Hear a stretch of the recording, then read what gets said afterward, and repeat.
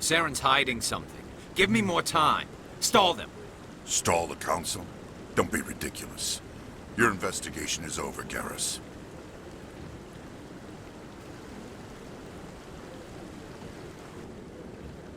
Commander Shepard, Garrus Vakarian. I was the officer in charge of the C-Sec investigation into Saren. Sounds like you really want to bring him down. I don't trust him. Something about him rubs me the wrong way. But he's a Spectre. Everything he touches is classified. I can't find any hard evidence. I think the Council's ready for us, Commander. Good luck, Shepard. Maybe they'll listen to you.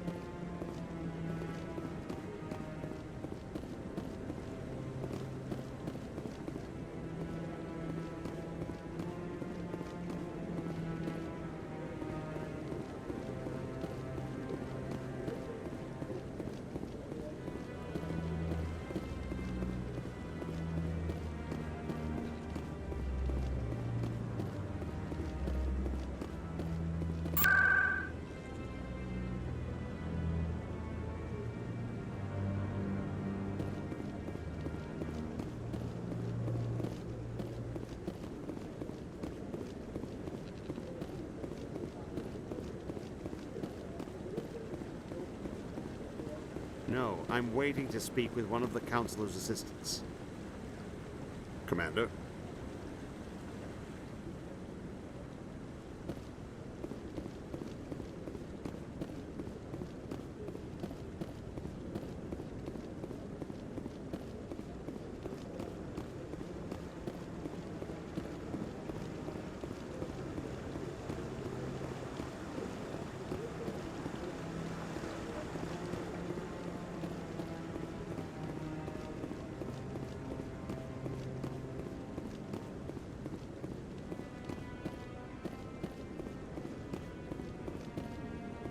The hearing's already started. Come on.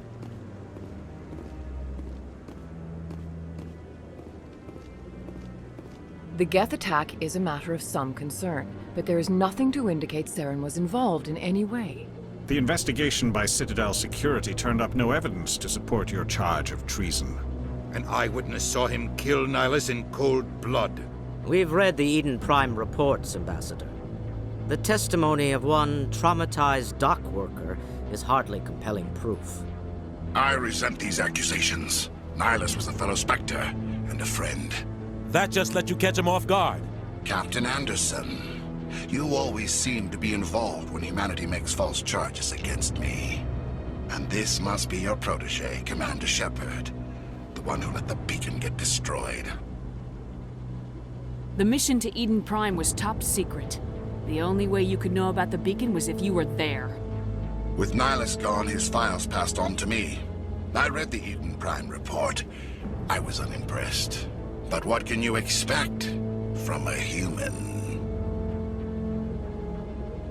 Saren despises humanity. That's why he attacked Eden Prime. Your species needs to learn its place, Shepard. You're not ready to join the Council. You're not even ready to join the Spectres. He has no right to say that. That's not his decision. Shepard's admission into the Spectres is not the purpose of this meeting. This meeting has no purpose. The humans are wasting your time, Counselor, and mine. You can't hide behind the Council forever. There is still one outstanding issue. Commander Shepard's vision. It may have been triggered by the beacon. Are we allowing dreams into evidence now?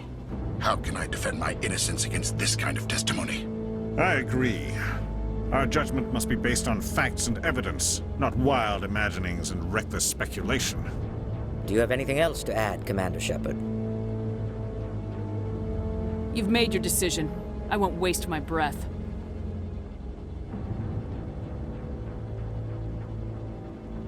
The Council has found no evidence of any connection between Saren and the Geth. Ambassador, your petition to have him disbarred from the Spectres is denied. I'm glad to see justice was served. This meeting is adjourned.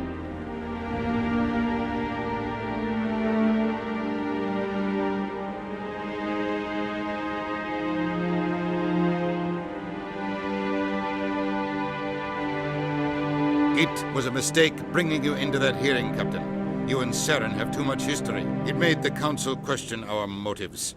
I know Saren. He's working with the Geth for one reason: to exterminate the entire human race. Every colony we have is at risk. Every world we control is in danger. Even Earth isn't safe.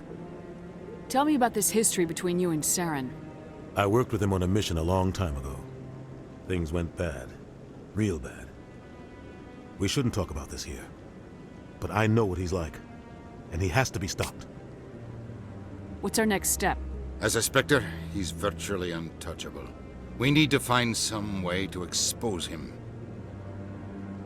What about Garrus, that CSEC investigator? We saw him arguing with the Executor. That's right. He was asking for more time to finish his report. Seems like he was close to finding something on Saren. Any idea where we could find him? I have a contact in CSEC who can help us track Garrus down. His name is Harkin. Forget it. They suspended Harkin last month, drinking on the job. I won't waste my time with that loser. You won't have to. I don't want the Council using your past history with Saren as an excuse to ignore anything we turn up. Shepard will handle this. You can't just cut Captain Anderson out of this investigation. The Ambassador's right. I need to step aside. I need to take care of some business. Captain, meet me in my office later. Harkin's probably getting drunk at Cora's Den. It's a dingy little club in the lower section of the wards. Maybe there's another way to find evidence against Saren. You should talk to Barla Vaughn over in the financial district. Rumor has it he's an agent for the Shadow Broker. The Shadow Broker? An information dealer. Buys and sells secrets to the highest bidder. I've heard Barla Vaughn's one of the top representatives. He might know something about Saren, but his information won't come cheap. You and Saren have a history. What happened? About 20 years ago, I was part of a mission in the Skillian Verge. I was working with Saren to find and remove a known terrorist threat. Saren eliminated his target, but a lot of people died along the way, innocent people. And the official records just covered it all up. But I saw how he operates. No conscience, no hesitation. He'd kill 1,000 innocent civilians to end a war without a second thought. Killing innocents doesn't end wars. It causes them. I know how the world works, Commander. Sometimes you're forced to make unpleasant decisions. But only if there's no other way. Saren doesn't even look for another option. He's twisted, broken. He likes the violence, the killing. And he knows how to cover his tracks.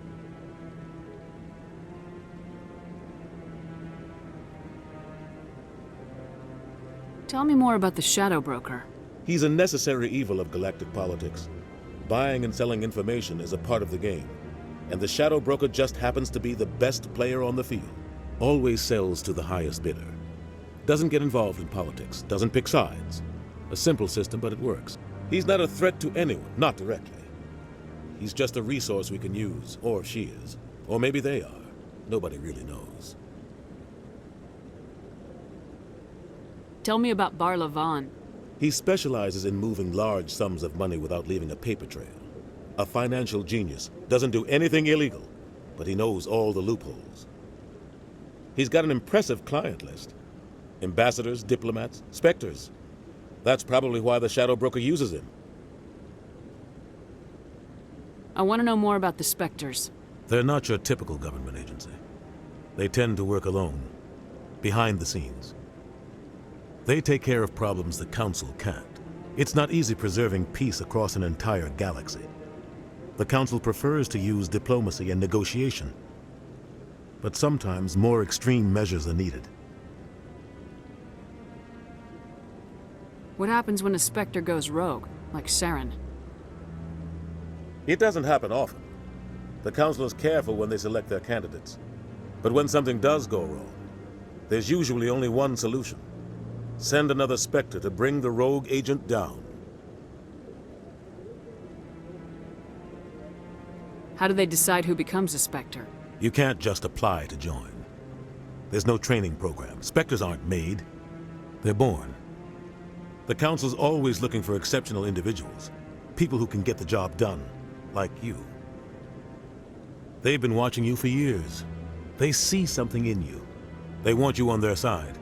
Nihilus was supposed to give them a final recommendation, but with him gone, things are still up in the air.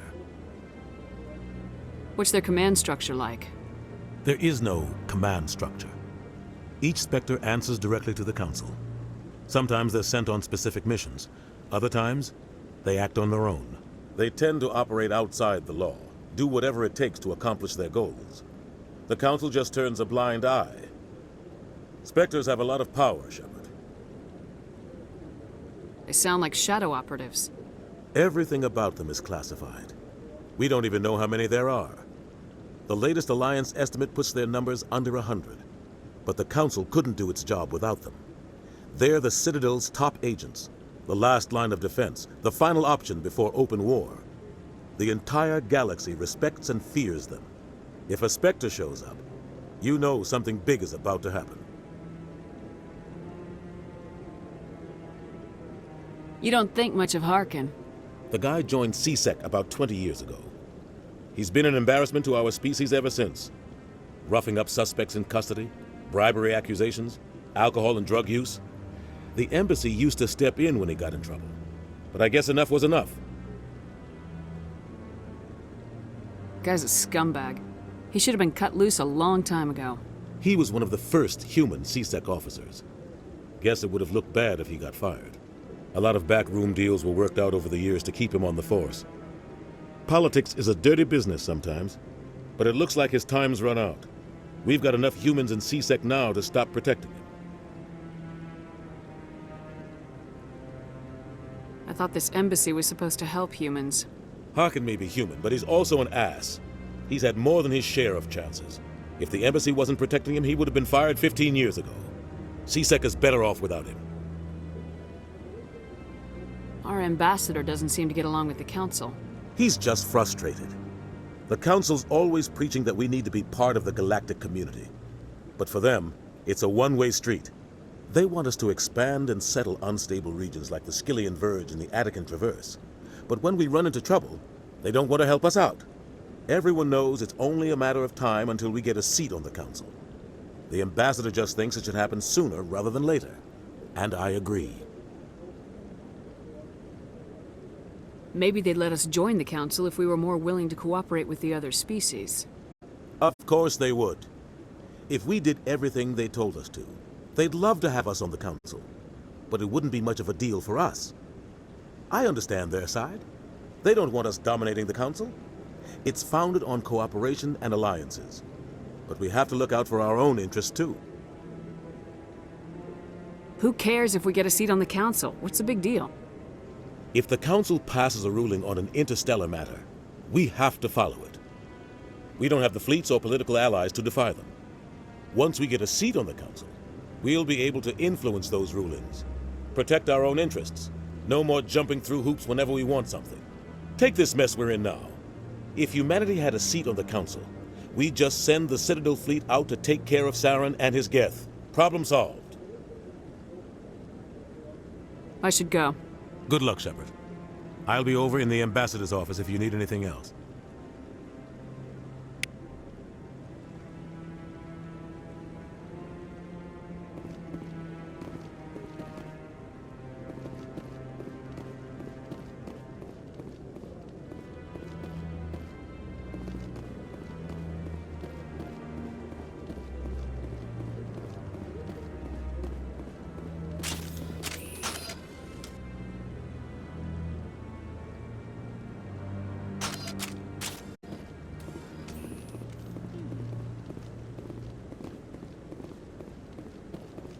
That guy's up to something. What guy? The one over by the Keeper.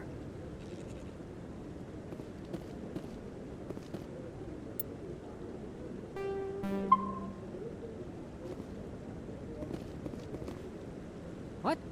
Oh, no, I wasn't. Never mind.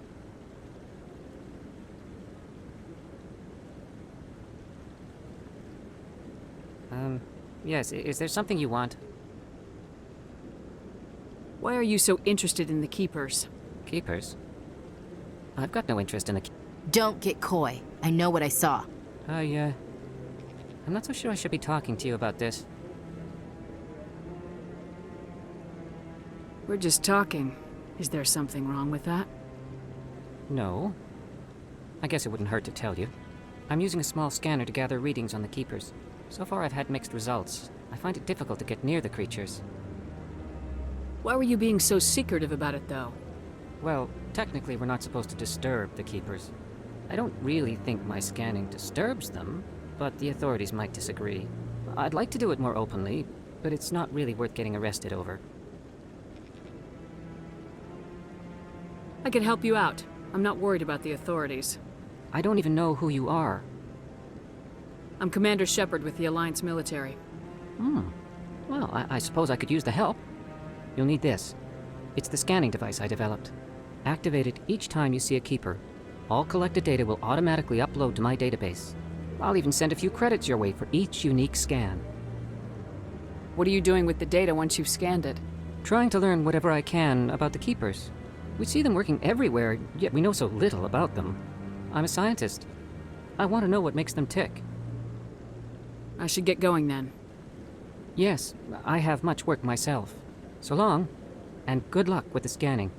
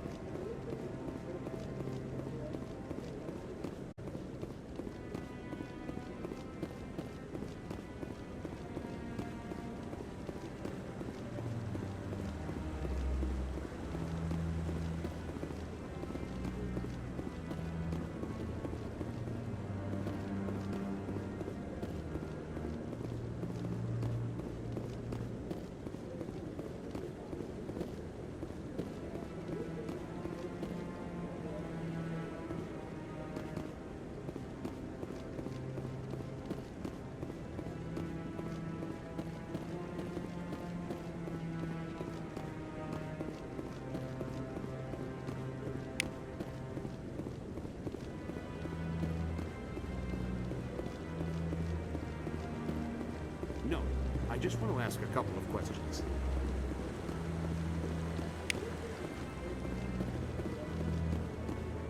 No, I haven't spoken to him before. This is the first time I've requested an audience. Commander?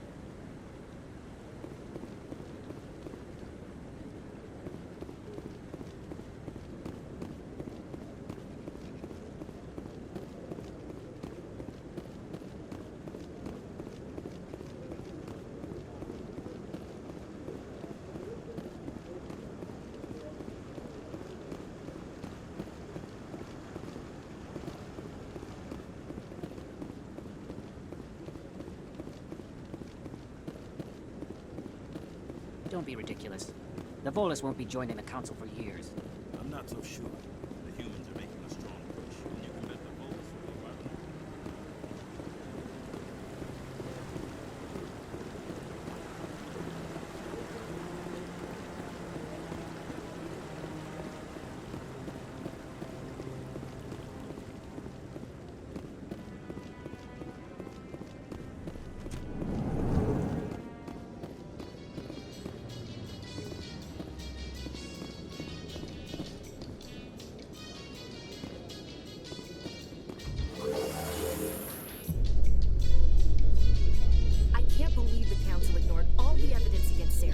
Saren's one of their best operatives. It's only natural they'd take his word over ours. Oh, so now we just chase leads while this smug Turian runs around with his Geth troopers. That's politics, Chief. I hate politics.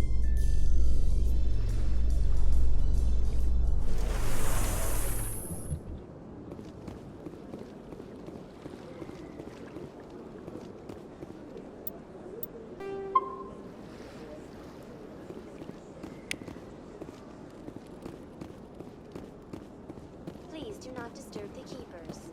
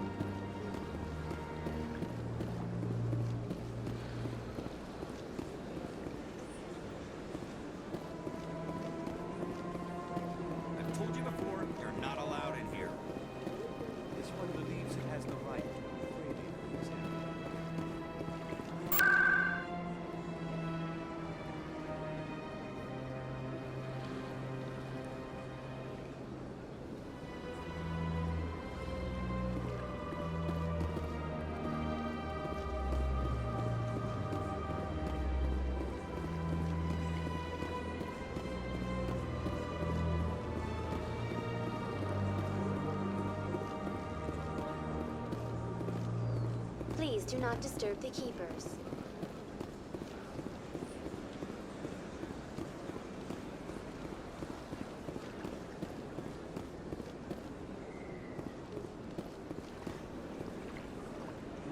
Do you desire to learn of the Enkindlers? Or has the Honorable CSEC officer enlisted assistance?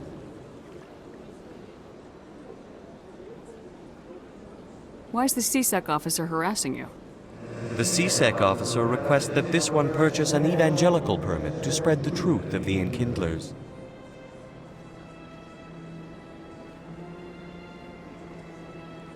If that's all the CSEC officer wants, why not just buy the permit? The truth of the Enkindlers is universal. This one humbly believes that the truth should not be suppressed. Exacting payment as a means of imposing limits upon the truth is an abrogation of this one's religious freedom.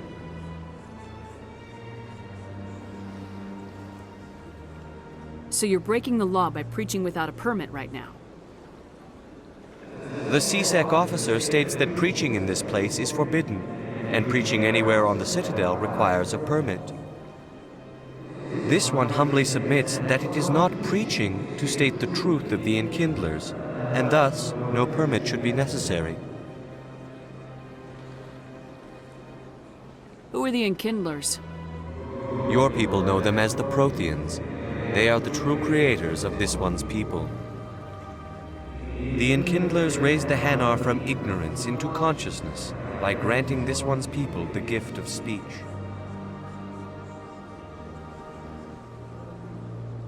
If that's all the CSEC officer wants, why not just buy the permit? The truth of the Enkindlers is universal. This one humbly believes that the truth should not be suppressed.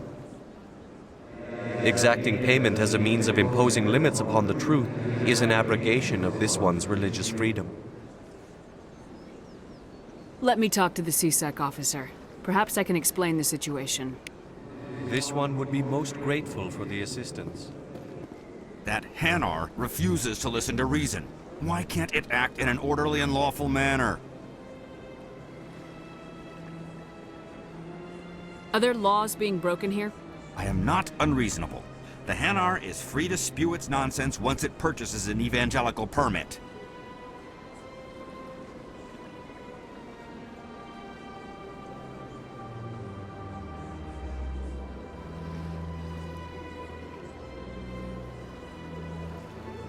So if the Hanar gets a permit, it's allowed to preach? No. Registered evangelicals must follow regulations. There are specific areas where preaching is legal. Failure to follow the regulations results in the forfeiture of the license. What's the purpose behind the evangelical permits? Forcing religious evangelicals to register for a permit weeds out undesirables. It keeps the area safe. The Citadel is too important to become a battleground for a religious war.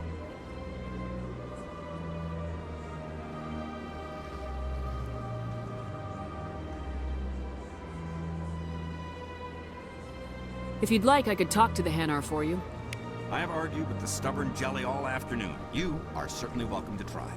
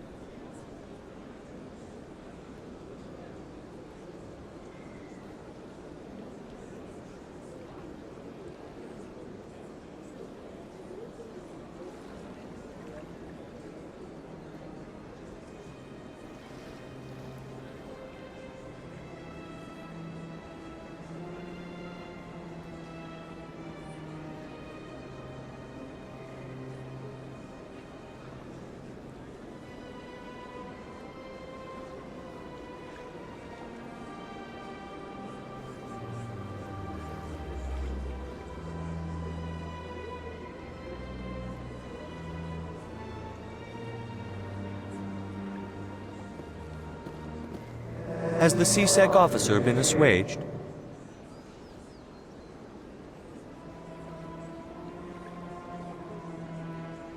I'll keep working on it. This one will continue to spread its message. Any progress with that Hanar?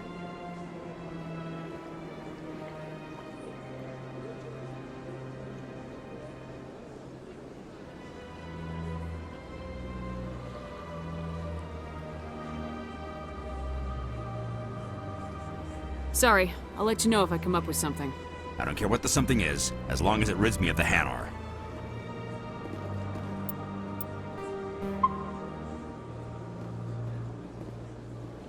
Has the CSEC officer been assuaged?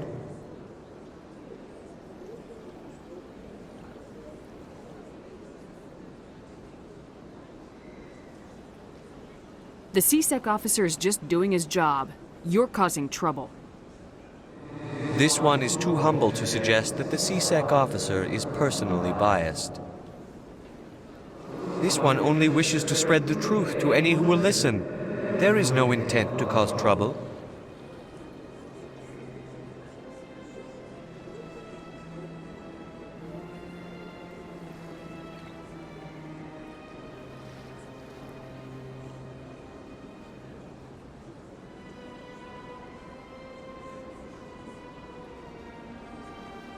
Is this how the Enkindlers would want you to use this gift of consciousness?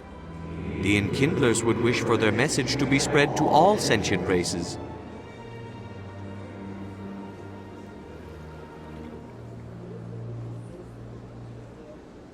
If the Protheans had wanted you to force your message on the unwilling, they'd have said so.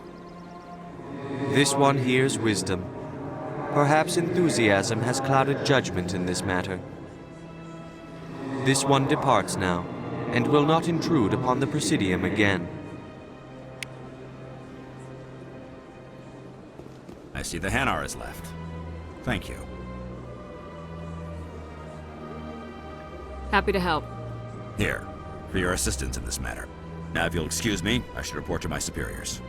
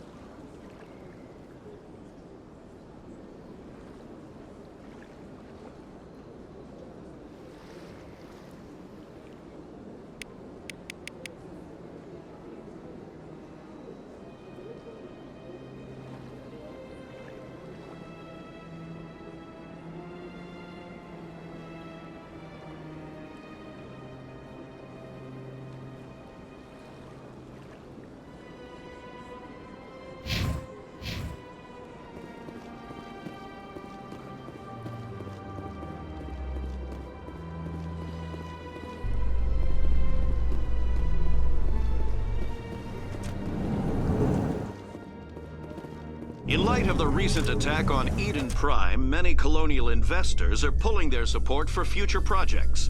Proponents of expanded human colonization insist that Eden Prime was an isolated case. Nevertheless, colonist enrollment has dropped sharply. Many colonial proposals are on hold until backers have some reassurance that human colonies will be adequately protected.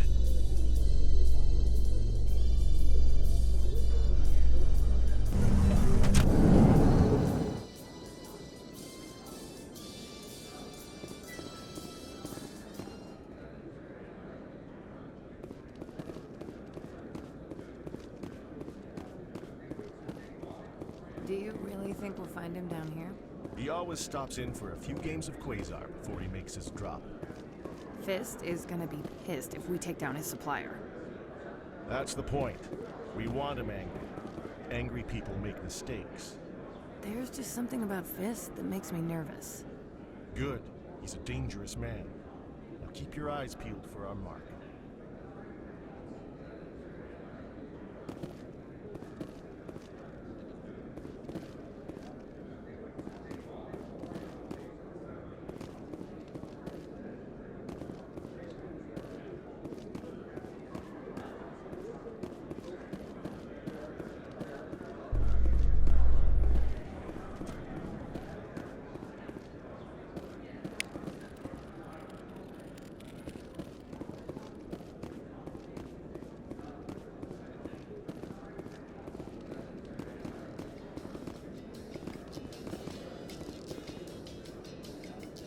A Salarian excavation team has run into an unexpected problem after unearthing a Prothean dig site.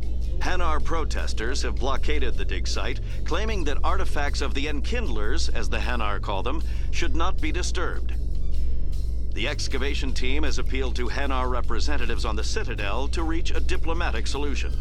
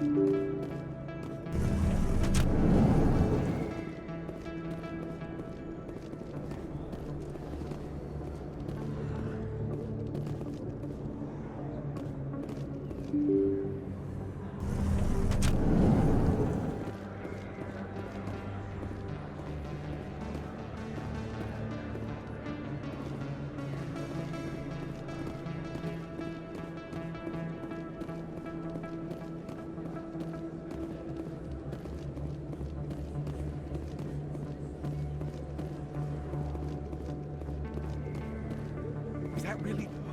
Wow, it's you.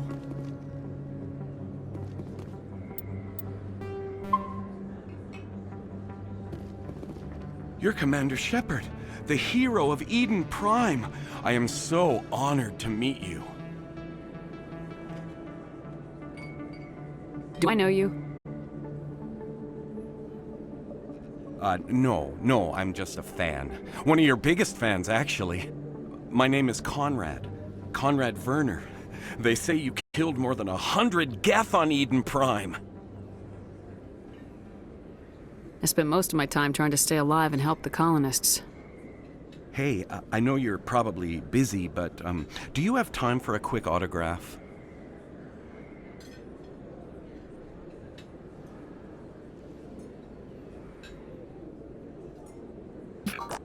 Anything for a fan. Here. Thanks.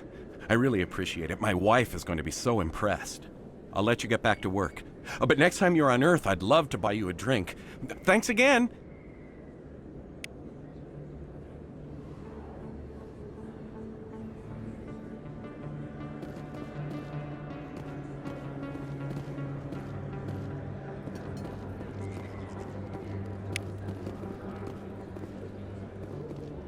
I don't think you bought this here. I don't sell this model. Look, I know we...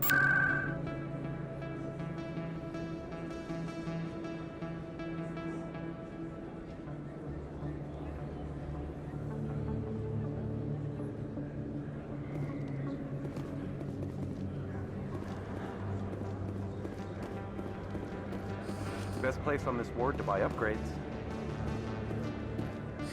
Hello, Earth Clan. No doubt you've just come back from the colonies. Will you be needing supplies? Show me what you got. Most excellent. I am sure you will find something pleasing.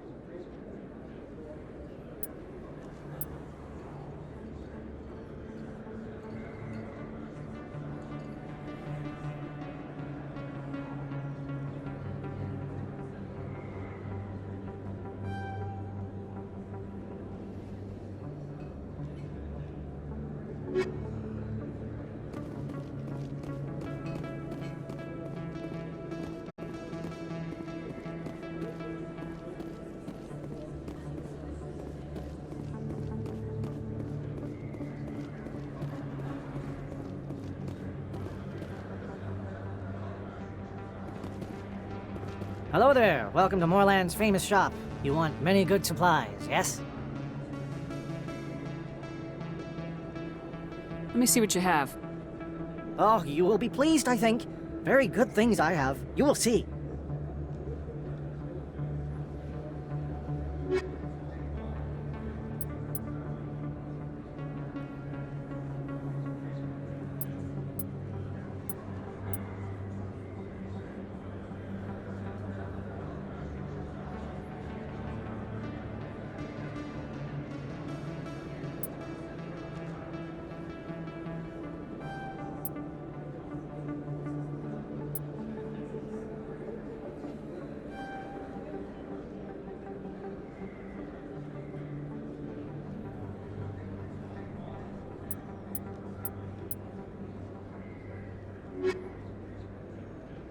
Hello there. Welcome to Moorland's famous shop. You want many good supplies, yes?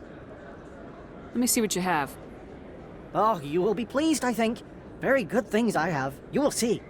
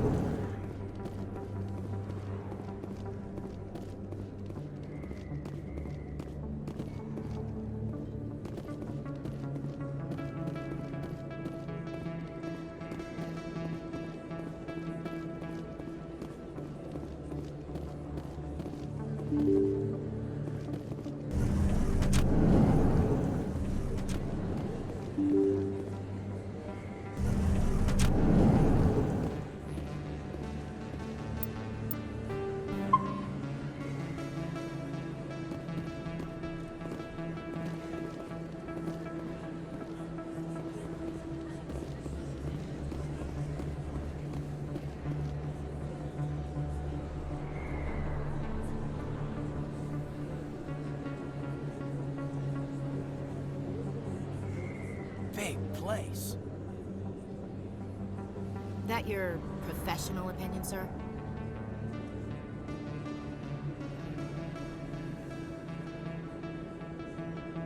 This isn't a station, it's a city. There must be millions here. It can't be possible to track everyone coming and going. This makes Jump Zero look like a porta-john, and it's the largest deep space station the Alliance has. Jump Zero is big, but this is a whole nother scale. Look at the ward arms. How do they keep all that mass from flying apart?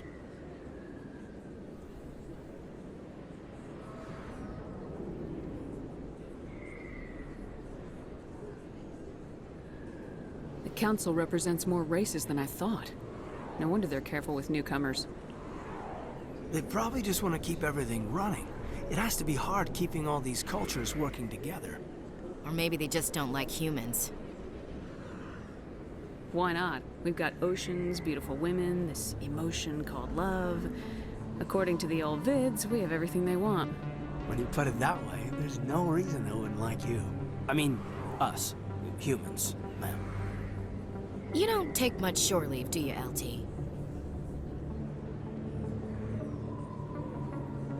Alright, laugh it up, Chief. I appreciate the thought, Alenko, but we're on duty here. Aye, ma'am. I'll walk drag, ma'am.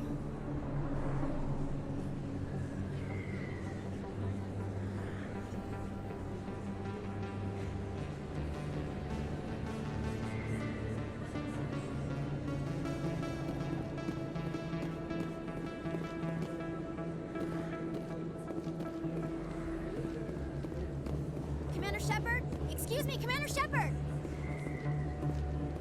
I'm Emily Wong. I'm an investigative journalist working here on the Citadel. Could I have a moment of your time? What do you need? I've been hunting for evidence of corruption and organized crime on the Citadel, but there are places I can't go. I was hoping you might share anything you find during your own investigation. I can make it worth your time. How do you know that my investigation is going to uncover anything you need? You wouldn't be investigating if it weren't big. And if it's big, it's something I'd like to hear about. You gotta have access to better sources. Why contact me? I'm using every source I can find, but I think I've got a better shot with you. I've read your file. If anyone is going to uncover corruption here, it's the hero of the Skillian Blitz. How do you know I'm investigating anything here on the Citadel? I'm a good journalist, Commander Shepard. Word gets around.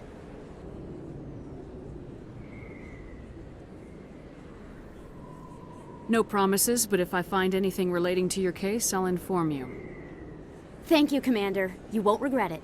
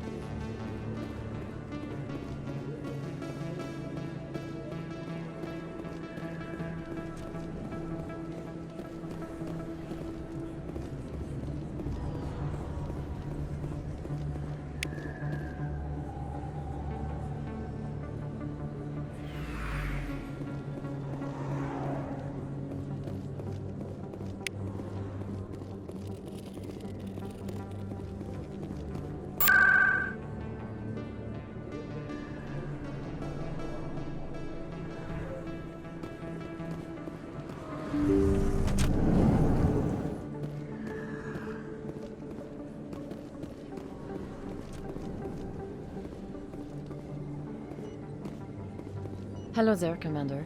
I'm Dr. Claude Michel. Is there something I can do for you? Let me take a look at what you have for sale. Of course.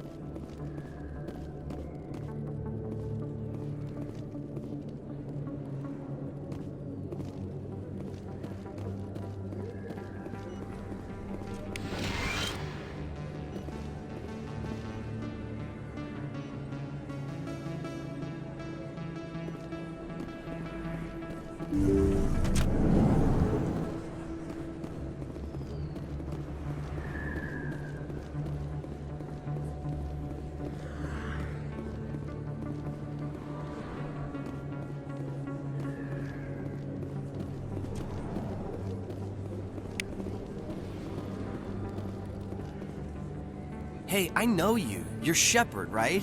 I was on Mindwar during the Blitz. Saw you on the vids when you got your medal. You saved the whole colony. Looks like you have a fan.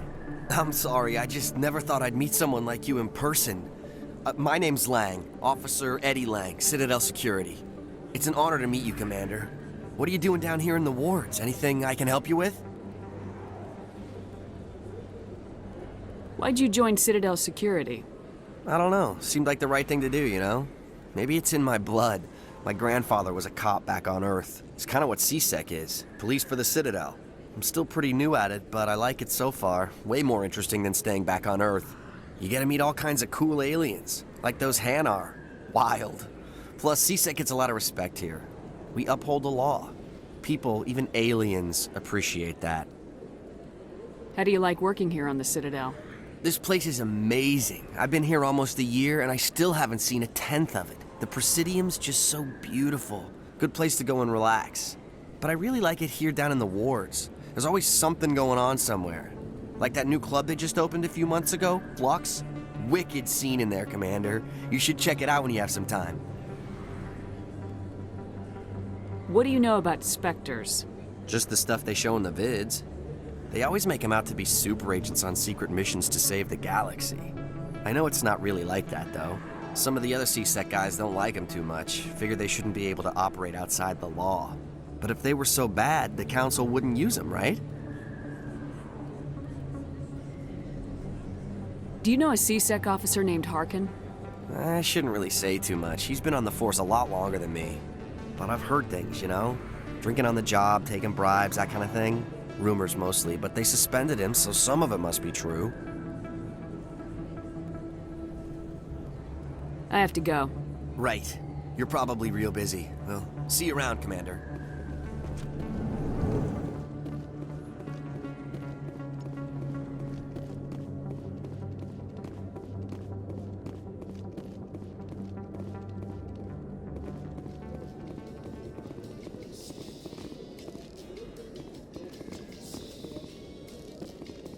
Binary Helix has settled out of court with a Krogan group that had accused the Genetics Corporation of fraud. The Krogan group had contracted Binary Helix to perform studies with a long-range goal of curing their genetic sterilization. The group later sued for a return of investment money when the study produced no viable results.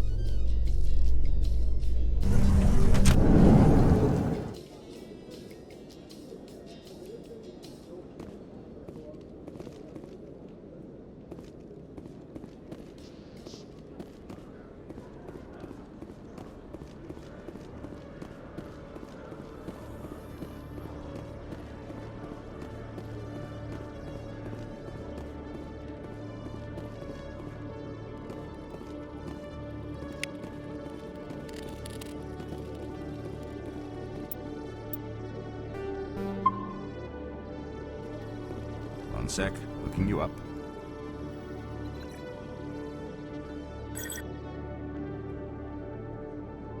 Commander Shepard, here with the Alliance military. First time on the Citadel, that about right? How did you know all that? I'm the CSEC requisitions officer. I need to make sure our buyers are authorized. So, will you be purchasing anything today, Commander Shepard? Show me what you got. Excellent. I hope you find what you're looking for.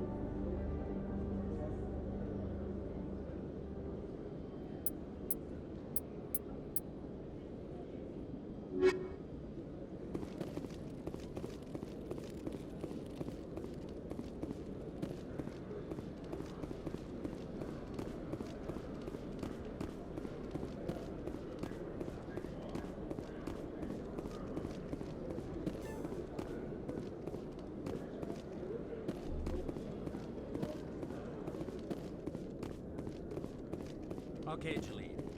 Let me get this straight. Your business partner, Shorban, he's threatened you? Well, no, not exactly. But he wants to meet with me.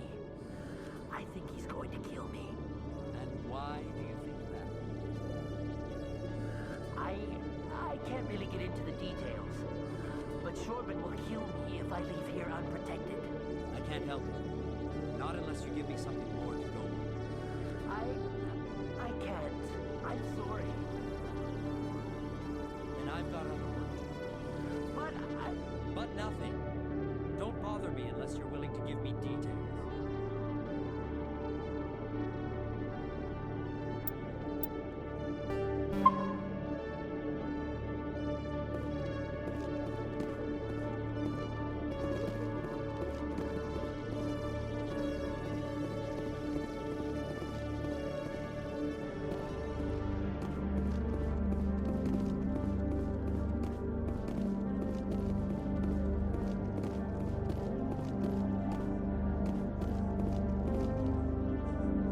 Hey there! Oh, you're not CSEC, are you? Did you want something? What were you trying to explain to the officer before? My colleague is trying to kill me, and I thought we were friends.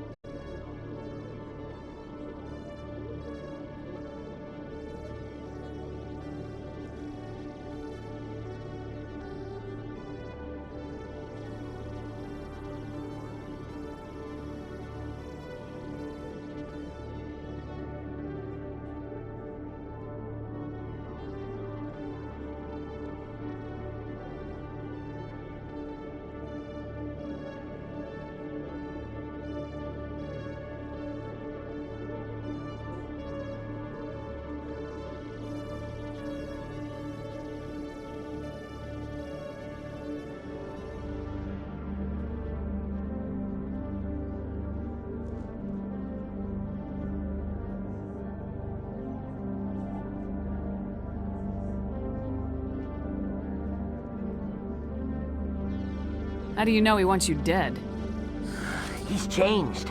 He won't talk to me at work anymore, and he started following me.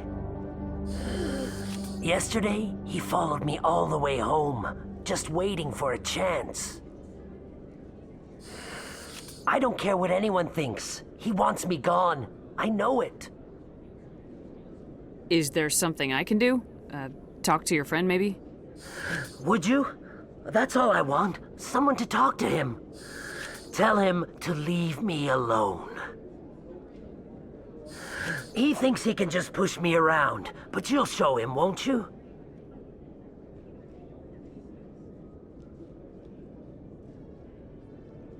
Just tell me where he is and I'll go find him. Oh, right. Well, he wanted to meet with me down in the wards near the markets. He said he just wanted to talk, but I know better. His name's Shorban. He's a Solarian. You shouldn't have any trouble. He's just a scientist. Shorban? That's the guy who asked us to scan the Keepers. The Keepers? Well, even more reason to go after him. That's against regulations. I better look into this right away. Find out what he's up to. Anything's possible with Shorban these days. Well, good luck.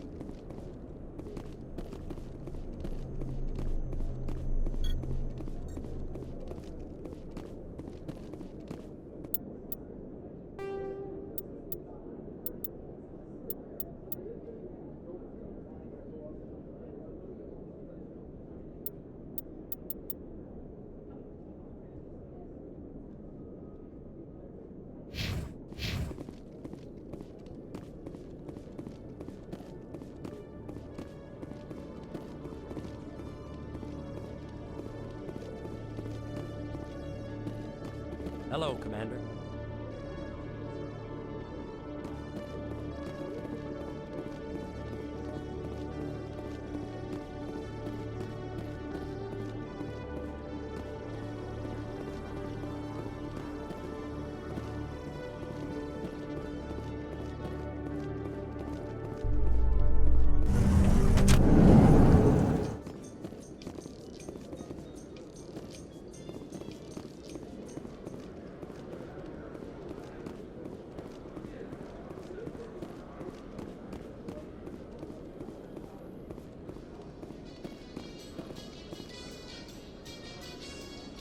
How you holding up, Lieutenant? Not too bad. No headaches worth mentioning lately. Maybe I'm getting used to the strain. Maybe you've just got a good stress release. I know that knocking the Geth on their synthetic asses gets rid of my headaches.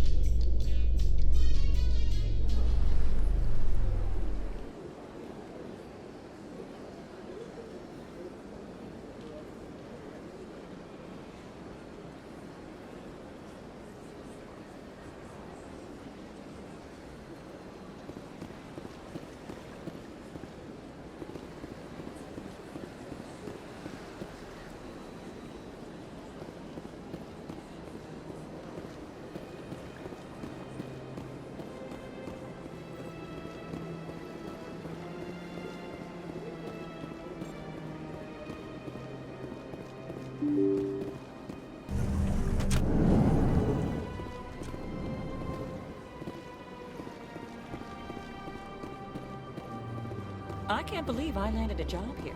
This place is fantastic.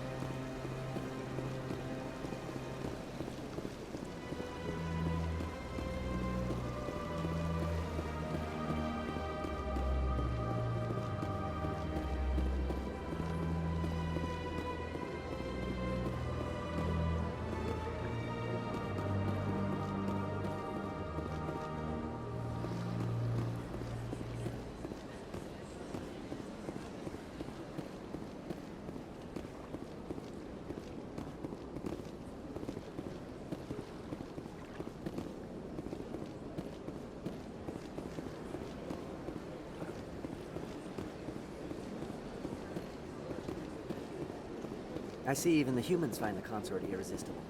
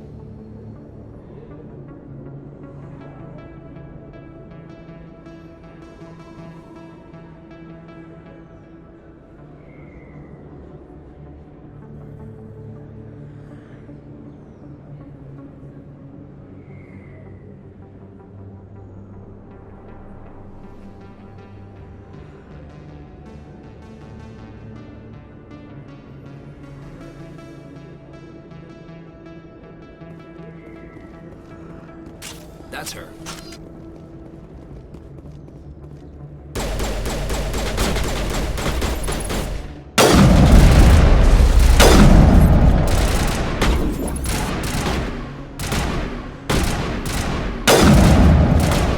Shields down.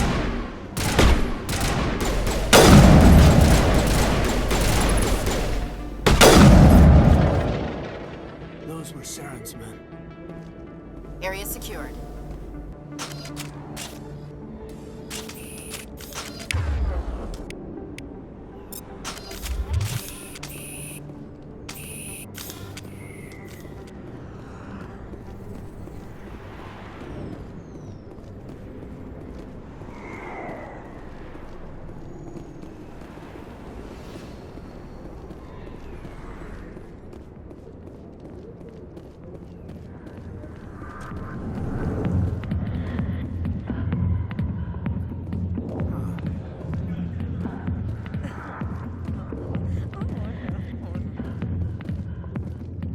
Back off, Rex. Fist told us to take you down if you showed up. What are you waiting for? I'm standing right here. This is Fist's only chance. If he's smart, he'll take it. He's not coming out, Rex. End of story. This story is just beginning. Out of my way, humans. I have no quarrel with you. What was that all about? Who knows? Let's just try not to get caught in the middle.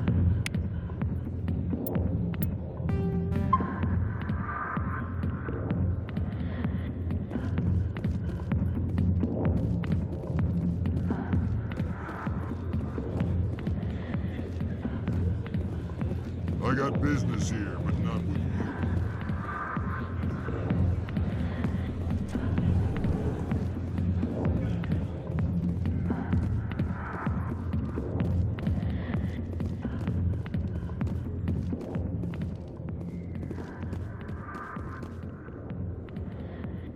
The back rooms are private, reserved for Fist and his friends.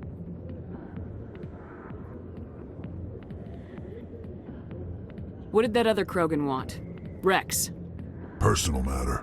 Not real chatty, is he? Who's Fist? He owns this club, but the customers have to stay out front. Goodbye. Enjoy the club.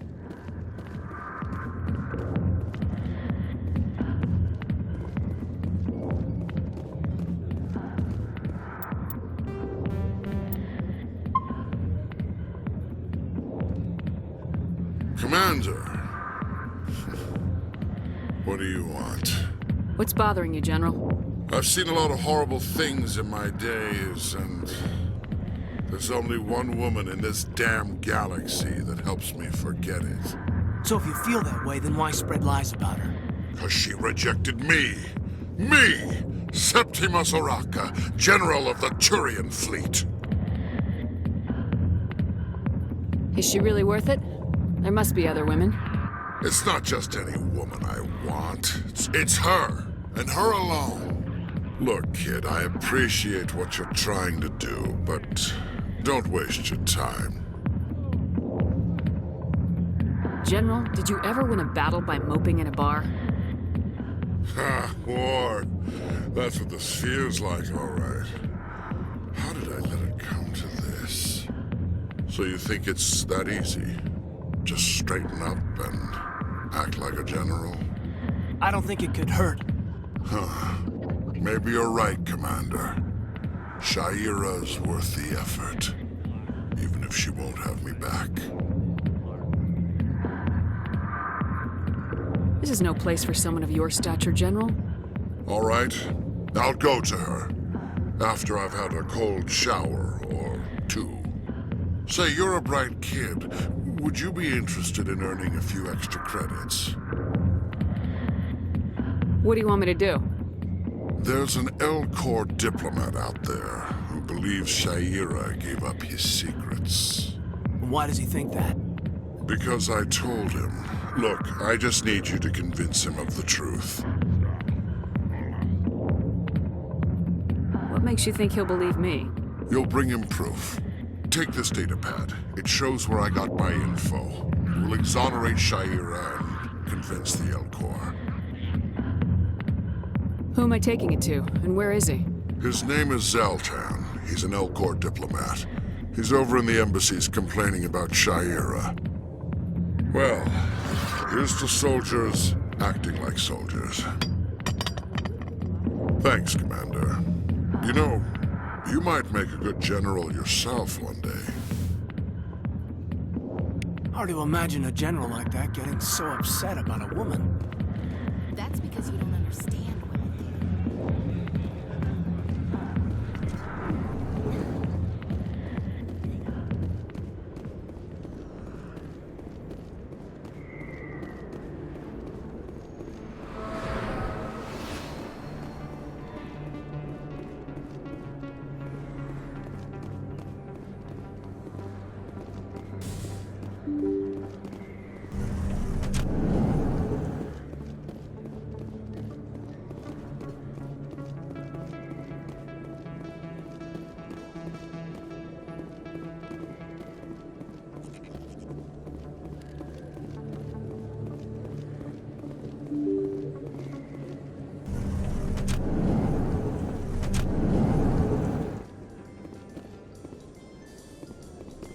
In remembrance of Eden Prime, we present another Profile in Courage with serviceman Nirali Bhatia.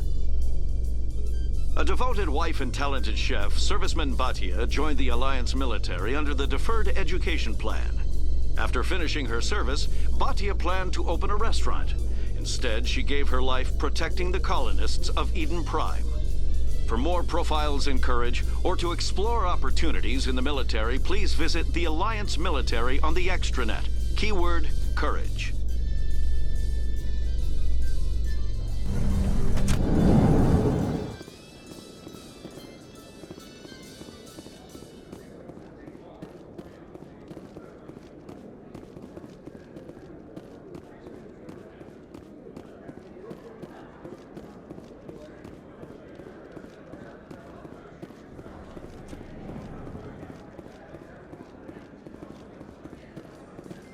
In entertainment news, Francis Kitt has announced plans to direct Hamlet with Elcor cast members. The production will open dramatic theater to the Elcor with a Hamlet who uses Elcor body language and pheromones. Kitt claims that he's also excited by giving a human audience the chance to judge Hamlet by his deeds and not his emotions.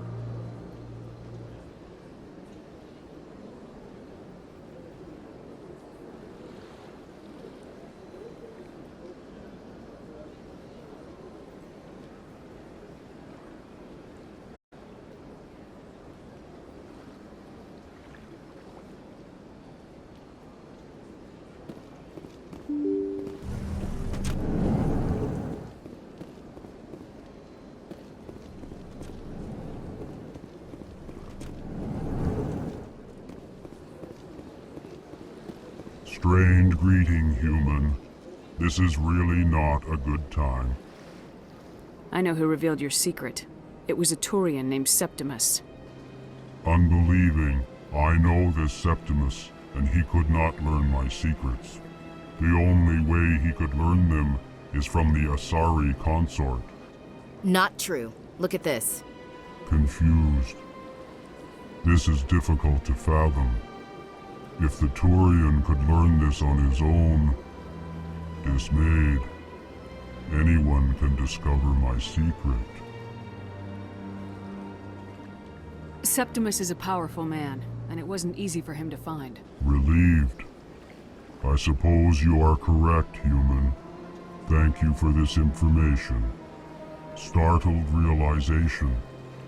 I must speak with the consort. She will be most displeased with my actions. Anxious request.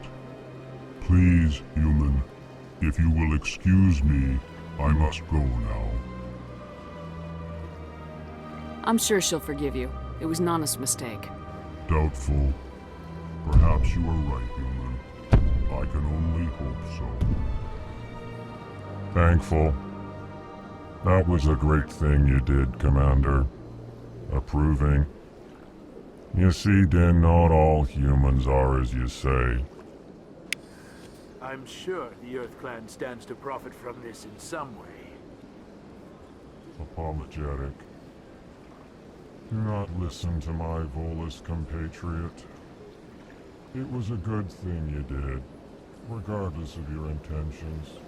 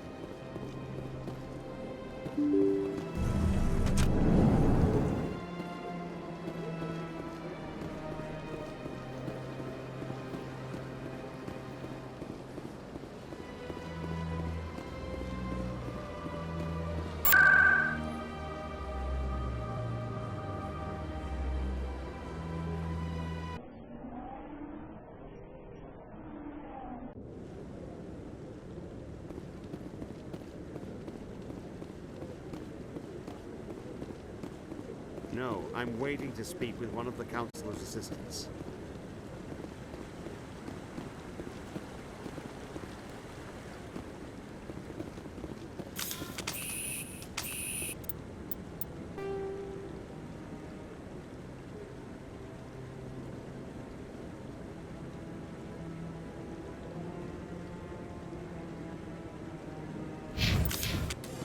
No, I just want to ask a couple of questions.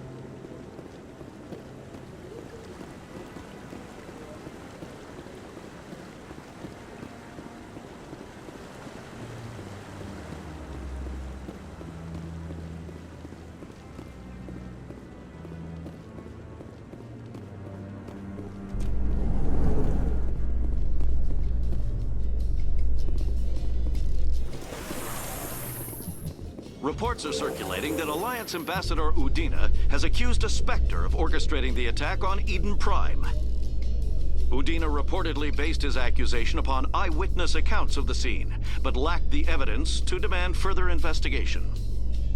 When asked to comment, a council spokesperson would only state that the investigation of the attacks upon Eden Prime was currently ongoing.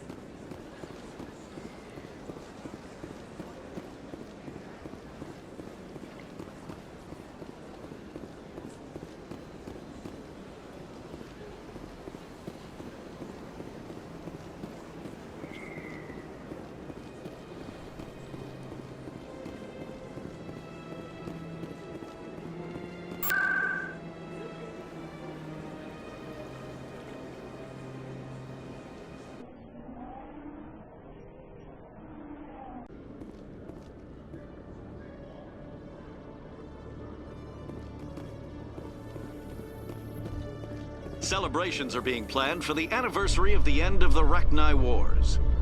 Many Council worlds, particularly Asari and Solarian colonies, will hold victory parades to commemorate the defeat of the invading Rachni. In a rare admission of debt, several Asari colonies have invited Krogans to be honored for the victories the uplifted Krogans made possible.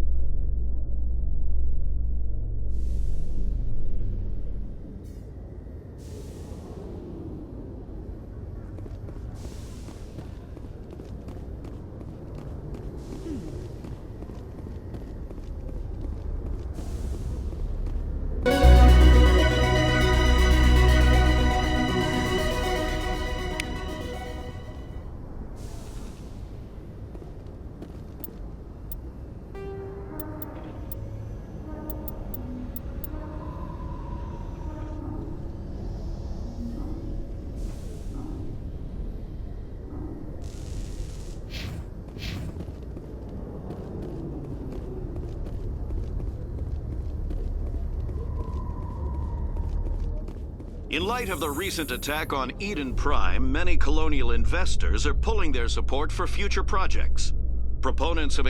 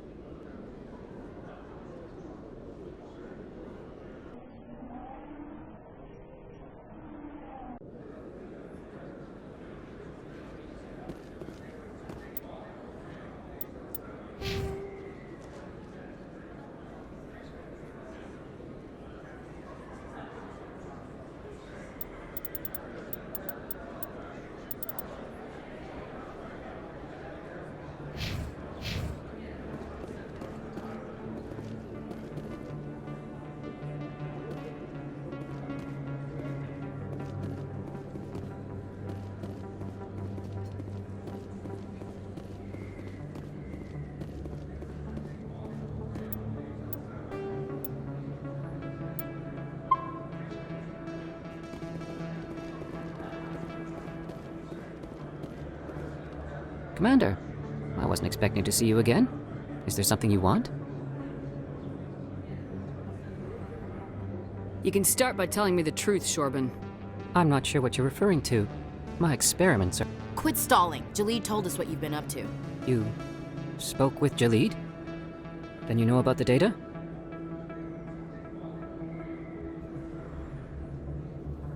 No, but you're gonna tell me. Everything. You boys can go. Looks like my plans have changed. It's not as bad as you think, Commander. Jalid and I just got a little over our heads. Keep talking. The company we work for developed an experimental procedure for use in medical scanners. Jalid and I saw even more potential, so we stole the plans and secretly developed a tool to scan the Keepers. Can you imagine? A tool that can actually get readings from the Keepers? What's so special about that? The Keepers are almost impossible to scan, and you can't capture them or get samples. They just self-destruct. After centuries here, we still don't know anything about them. Don't you see? We were the first to scan them, ever. You've seen it yourself, Commander. You know we can do it. Why are you trying to kill your partner? I'm not trying to kill him. Jaleed's job was to disseminate our initial findings. But he decided to keep the data for himself. Maybe to sell it. I don't know. I should kill both of you idiots. We lost our heads. We just couldn't let an opportunity like this pass us by. Commander, if you'll just continue gathering data for me, imagine what we might learn. And you'll stand to make a bit of a profit yourself, remember?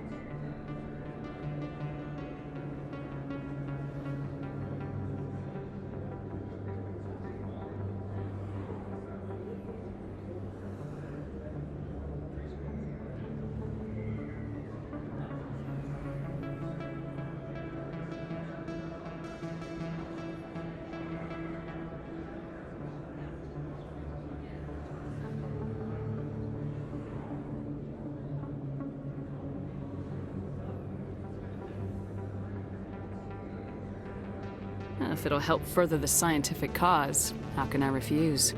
Very good. Maybe if you wouldn't mind speaking with Jaleed. The data you're gathering for me is useless if Jaleed won't help me analyze it.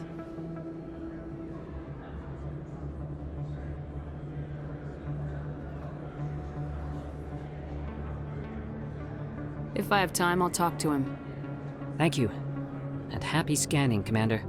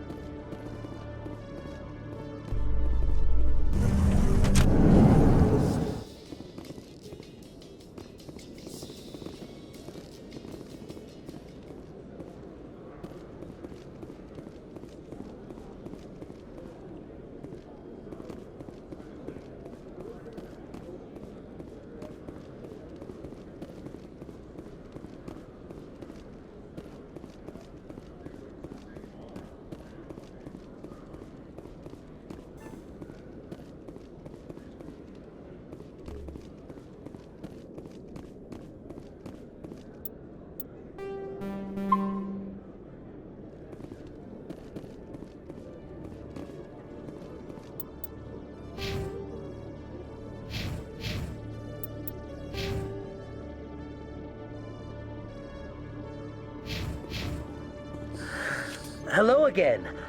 Did you have any luck finding Shorben? I found out you've been lying to me, Jaleed. Lying? Why would I lie to you? What about the Keeper data? He told you? I didn't mean for any of this to happen. I was afraid Shorben would kill me to get the data, so well, I was hoping you'd take care of him.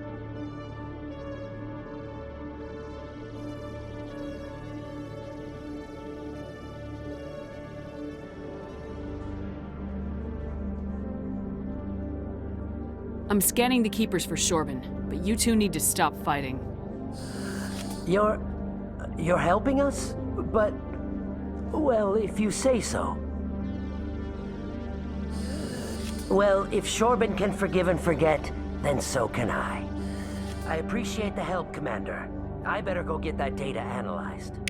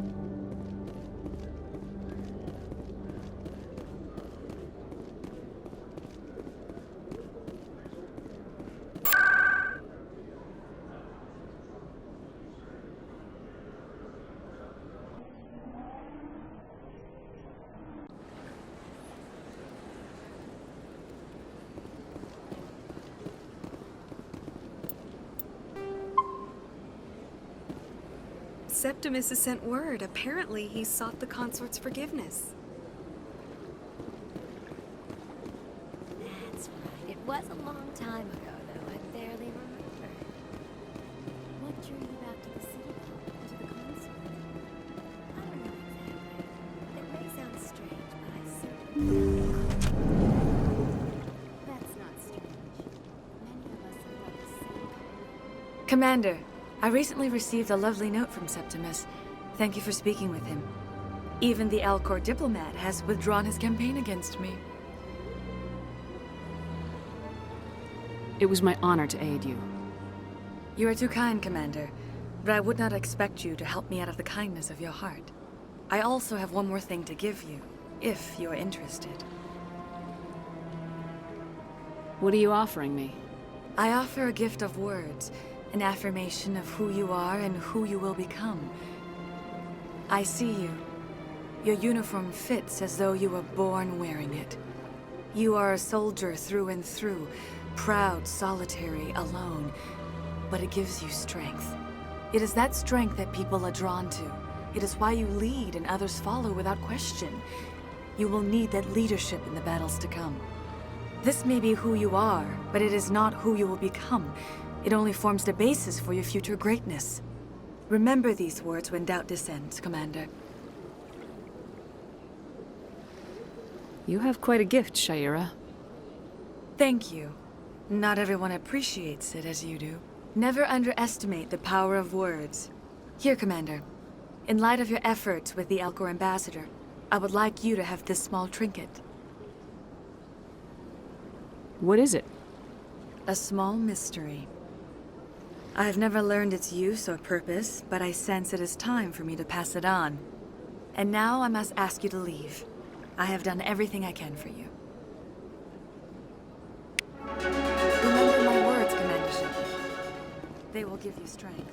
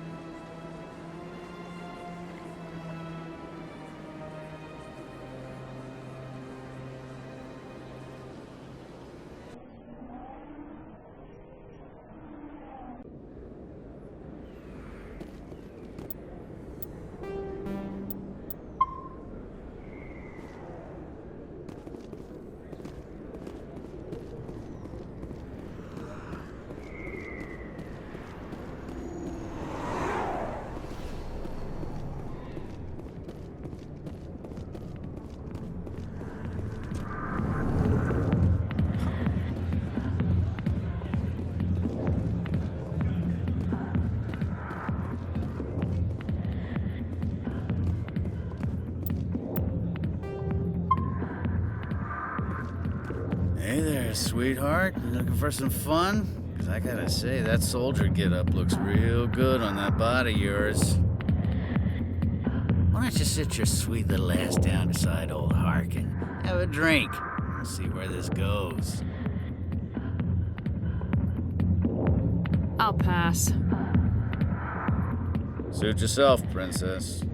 You know, if more Marines looked like you, I might have joined the Alliance instead of CSEC. Harkin, right? I was told you could help me find someone. A Turian CSEC officer named Garrus. Garrus? You must be one of Captain Anderson's crew. Poor bastard, still trying to bring Saren down, eh? I know where Garrus is, but you gotta tell me something first. Did the captain let you in on his big secret?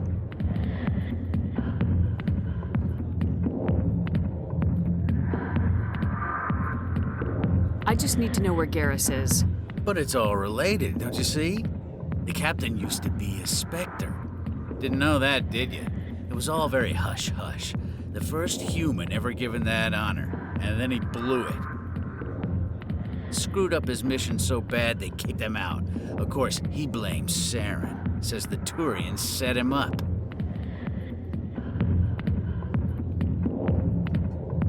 You said they covered all this up. How'd you hear about it? I spent 20 years working cases here on the Citadel. People on this station love to talk. Secrets are like herpes. If you got them, you might as well spread them around.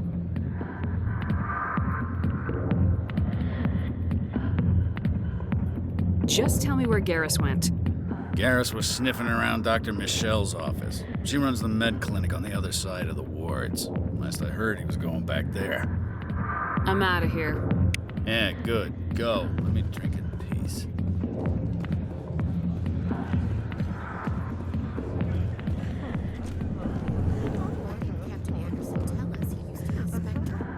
Maybe it's not true. Harkin's an ass. Bet he's just messing.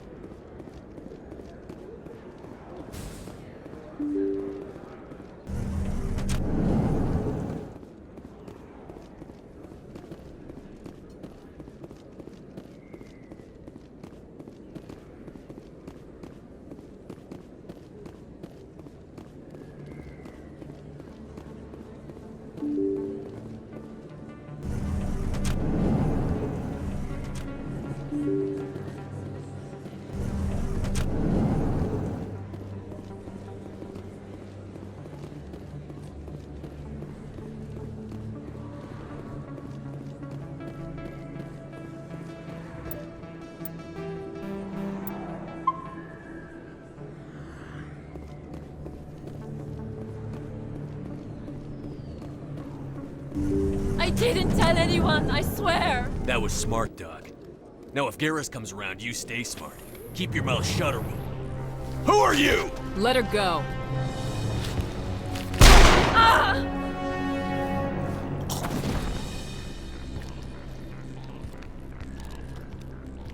Take him out!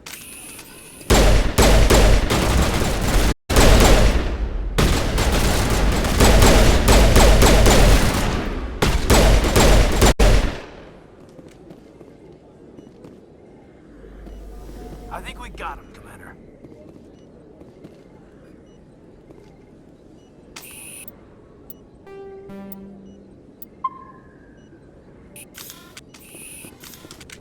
Perfect timing, Shepard. Gave me a clear shot at that bastard. You took him down clean. Sometimes you get lucky. Dr. Michelle, are you hurt? No, I'm okay. Thanks to you. All of you. Why were they threatening you? Who do they work for? They work for Feast. They wanted to shut me up, keep me from telling Garrus about the Quarian.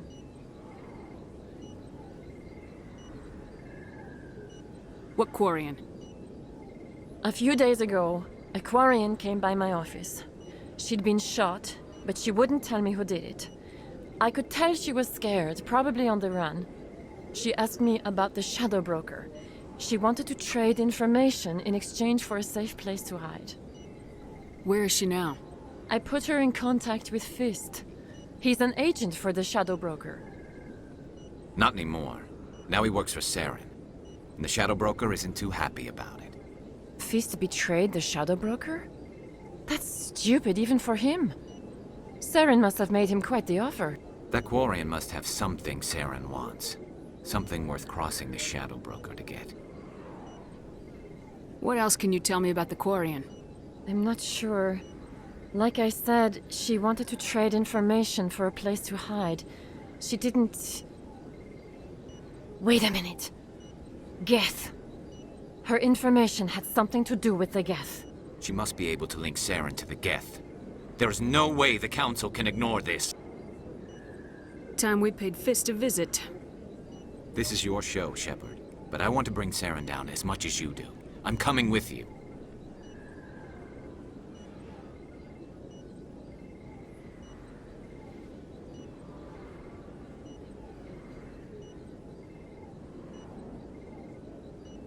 You're a Turian. Why do you want to bring him down? I couldn't find the proof I needed in my investigation, but I knew what was really going on. Saren is a traitor to the Council and a disgrace to my people.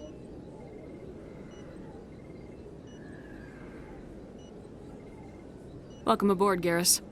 You know, we aren't the only ones going after Fist. The Shadow Broker hired a Krogan bounty hunter named Rex to take him out. Yeah, we saw him in the bar. A Krogan might come in handy. Last I heard, he was at the C-Sec Academy. What's he doing there? Fist accused him of making threats. We brought Rex in for a little talk. If you hurry, you can catch him at the Academy before he leaves. Move out.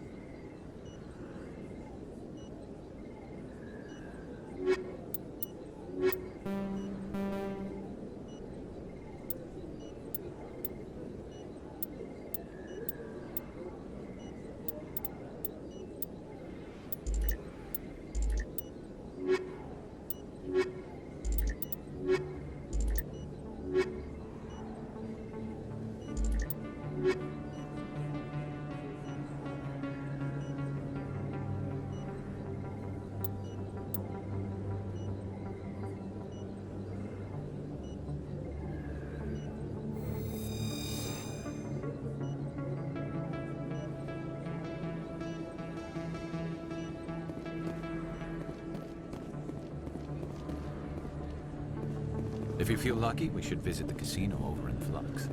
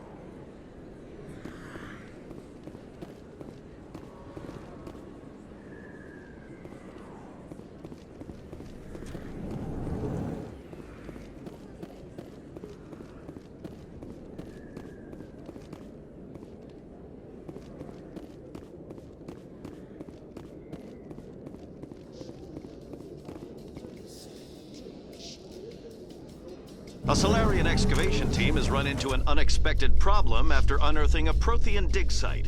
Hanar protesters have blockaded the dig site, claiming that artifacts of the Enkindlers, as the Hanar call them, should not be disturbed.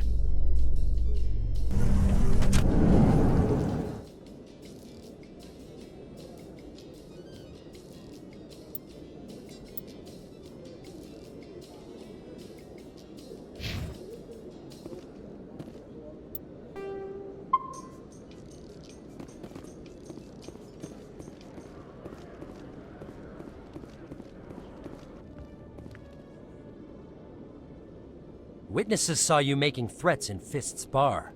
Stay away from him. I don't take orders from you. This is your only warning, Rex. You should warn Fist. I will kill him. You want me to arrest you? I want you to try.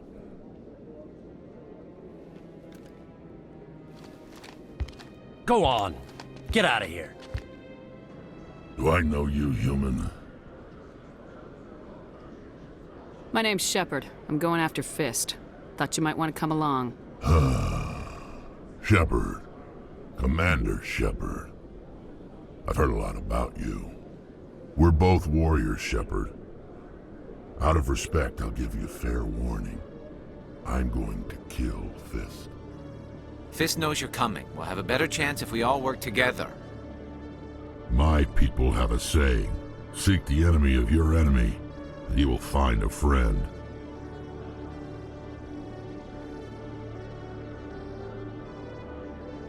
Glad to have you on the team, Rex.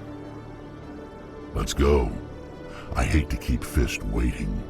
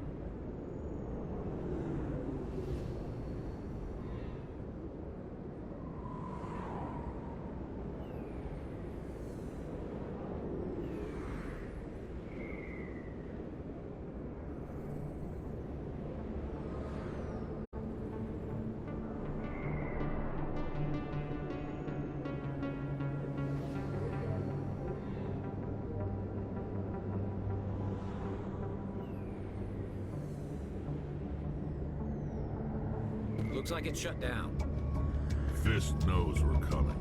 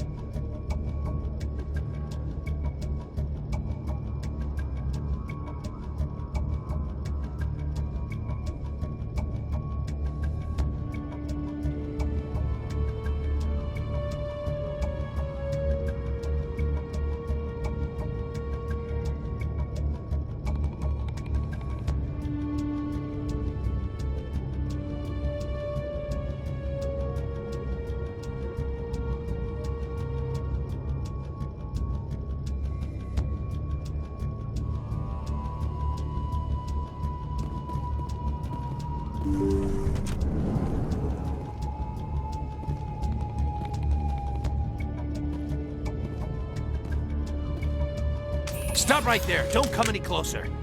Warehouse workers. All the real guards must be dead. Stay back, or we'll shoot.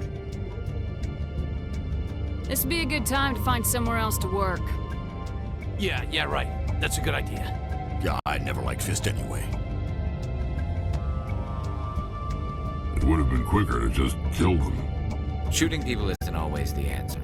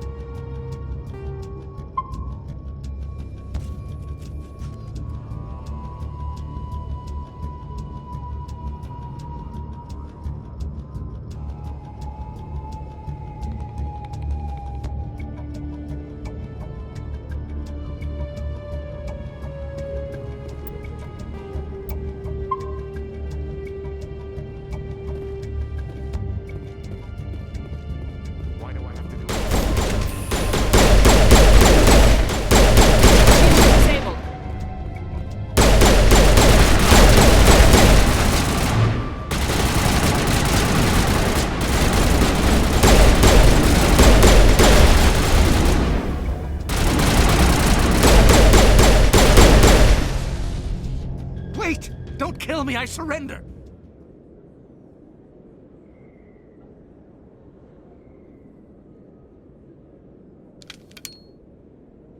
Where's the Quarian? She's not here. I don't know where she is. That's the truth. He's no use to you now. Let me kill him. Wait. I don't know where the Quarian is, but I know where you can find her. The Quarian isn't here. Said you'd only deal with the Shadow Broker himself. Face to face? Impossible. Even I was hired through an agent. Nobody meets the Shadow Broker, ever. Even I don't know his true identity. But she didn't know that. I told her I'd set a meeting up. But when she shows up, it'll be Saren's men waiting for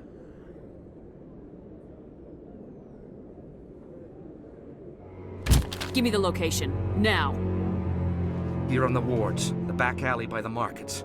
She's supposed to meet them right now. You can make it if you hurry.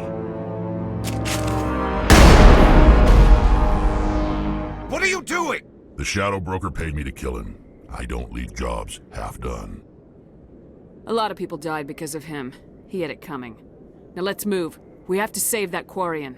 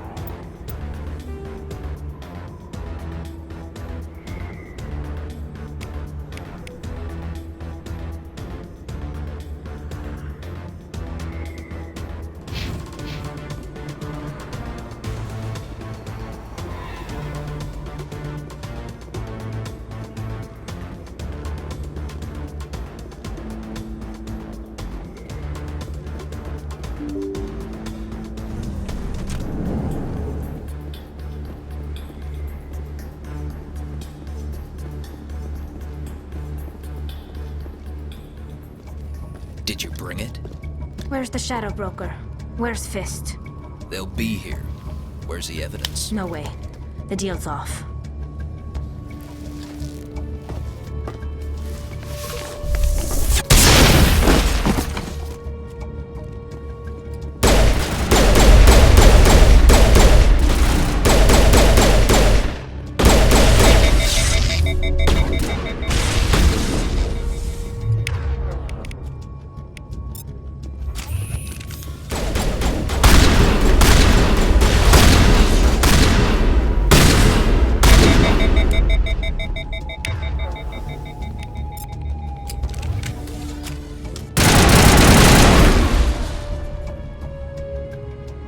Fist set me up.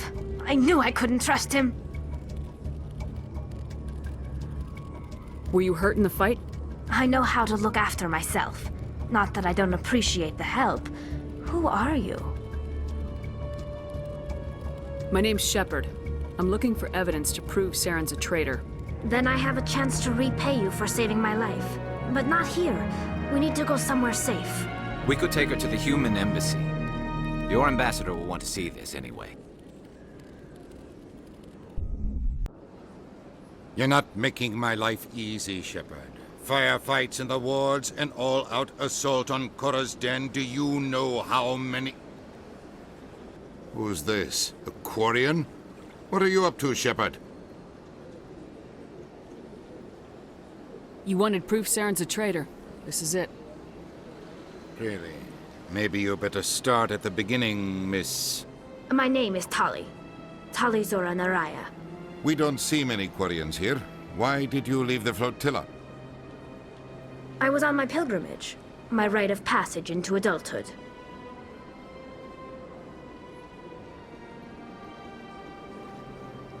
I've never heard of this before. It is a tradition among my people. When we reach maturity, we leave the ships of our parents and our people behind. Alone, we search the stars, only returning to the flotilla once we have discovered something of value. In this way, we prove ourselves worthy of adulthood. What kinds of things do you look for? It could be resources like food or fuel, or some type of useful technology, or even knowledge that will make life easier on the flotilla. Through our pilgrimage, we prove that we will contribute to the community, rather than being a burden on our limited resources. Tell us what you found. During my travels, I began hearing reports of Geth. Since they drove my people into exile, the Geth have never ventured beyond the Veil. I was curious. I tracked a patrol of Geth to an uncharted world. I waited for one to become separated from its unit. Then I disabled it and removed its memory core. I thought the Geth fried their memory cores when they died. Some kind of defense mechanism. How did you manage to preserve the memory core? My people created the Geth. If you're quick, careful, and lucky, small caches of data can sometimes be saved. Most of the core was wiped clean, but I salvaged something from its audio banks. Eden Prime was a major victory. The beacon has brought us one step closer to finding the conduit. That's Saren's voice. This proves he was involved in the attack. He said Eden Prime brought him one step closer to finding the conduit. Any idea what that means? The conduit must have something to do with the beacon. Maybe it's some kind of Prothean technology. Like a weapon. Wait, there's more. Saren wasn't working alone. Eden Prime was a major victory. The beacon has brought us one step closer to finding the conduit. And one step closer to the return of the Reapers. I don't recognize that other voice, the one talking about Reapers. Are they some kind of new alien species? According to the memory core, the Reapers were a hyper-advanced machine race that existed 50,000 years ago. The Reapers hunted the Protheans to total extinction, and then they vanished. At least, that's what the Geth believe. Sounds a little far-fetched.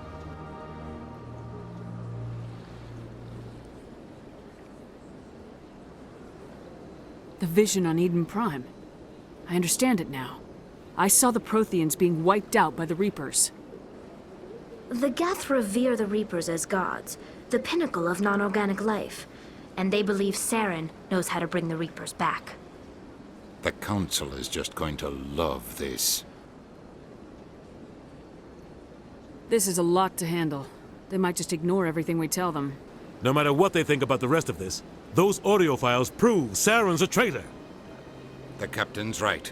We need to present this to the Council right away. What about her? The Quarian? My name is Tali. You saw me in the alley, Commander. You know what I can do. Let me come with you.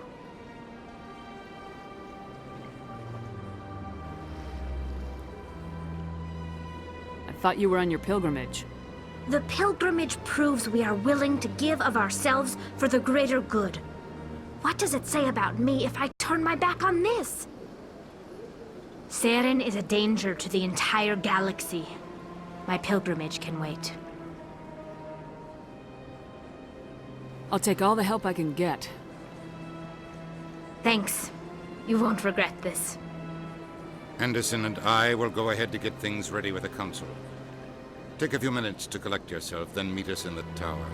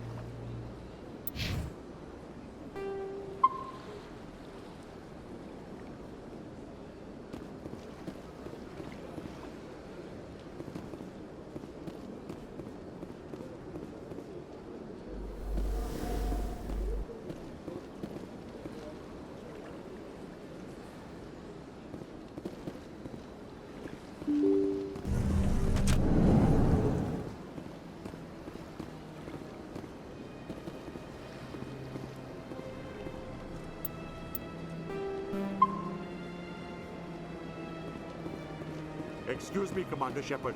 Could you spare a moment of your time? Commander Shepard, my name is Samesh Bhatia. Forgive the intrusion, but I have nowhere else to turn. It's no trouble. What can I do for you? My wife was a Marine. She was in the 212 on Eden Prime. I've requested that my wife's body be returned to me for cremation, but the military has refused my request. Why did they refuse your request? There's got to be some reason. I don't know. All I know is that they have declared it impossible for my wife to be returned to me. We'll look into it. The man in charge of my case is Mr. Bosker. When I last saw him, he was in the expensive bar over there. Thank you for your time. I just want to give my wife a proper funeral, and the respect she deserves.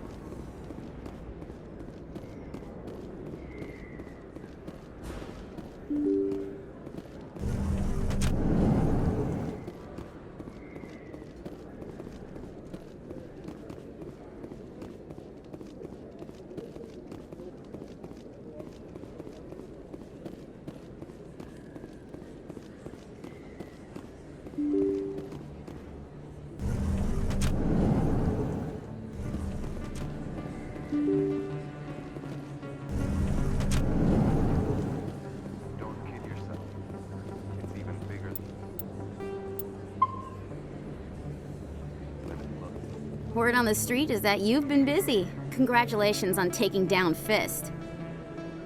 I was sure he was a big player in anything going on here. Did you find anything in his office that could help me? These OSDs might have the information you're looking for. You've got Fist's files? This could be even bigger than I'd hoped. Here, Commander, for your trouble.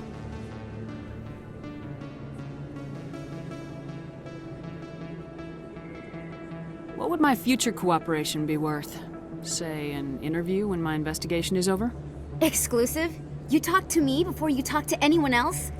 That would be worth quite a bit, and I'd be very happy to compensate you accordingly. Here you are. Now, if you'll excuse me, I should go see what's on these discs.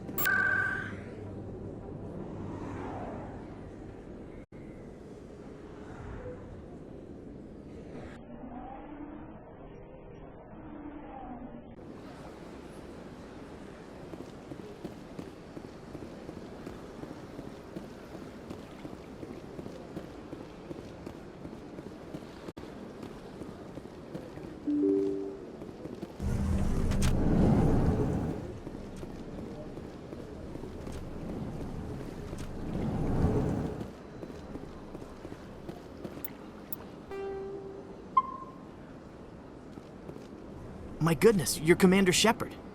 Your activities made for quite a briefing in the Diplomatic Corps. Is there something I can do to assist you?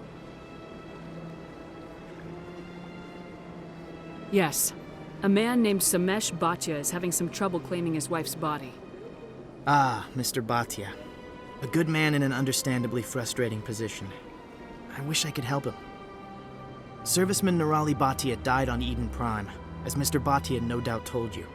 Her wounds are inconsistent with any type of weapon damage we've seen before. That is why her body is being held.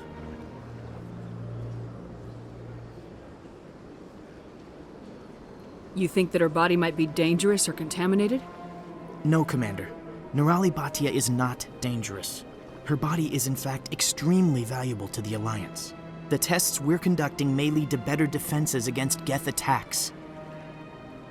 Respectfully, Serviceman Bhatia may save more lives in death than she did in life.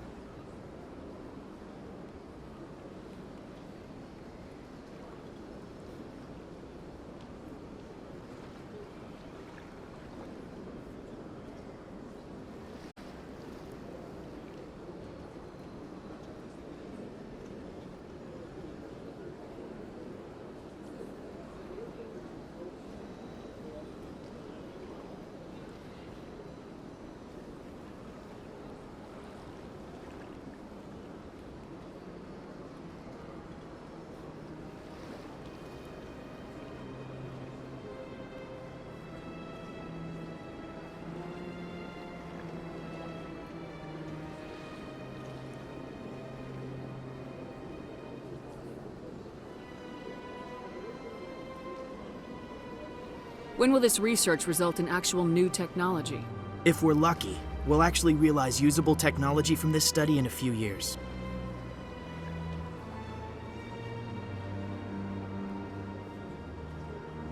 You gotta have a lot of bodies. Can't you release one? Very few bodies had this new type of weapon damage, and very few were in good enough condition to study. Beyond that, Commander, we need as many bodies as we can to get a reasonable sample size. I'll tell Samesh. Next time you cut up a dead soldier, at least tell her husband the truth. That was just the reaction we were hoping to avoid, Commander. But if you think it will help, tell Mr. Bhatia the truth. Perhaps he will understand. Please let me know if you have any other questions.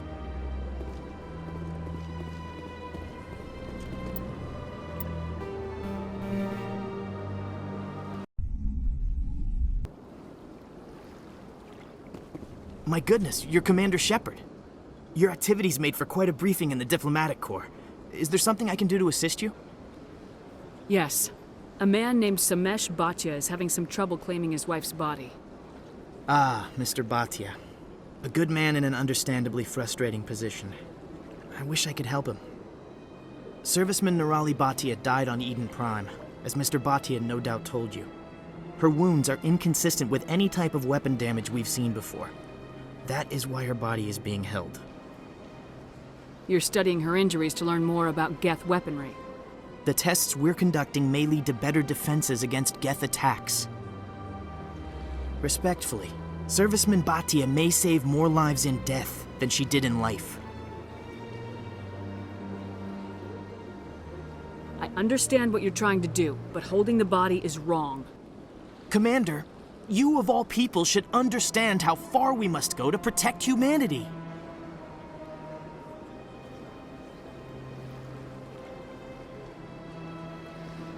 Is this what I'm out here fighting for? A government that steals the bodies of its honored dead? All right, Commander. You win. It was hard enough refusing Mr. Bhatia. I'm not going to risk an incident by refusing you. Tell Samesh that the body is being shipped back to Earth. I'll go now to see to it myself.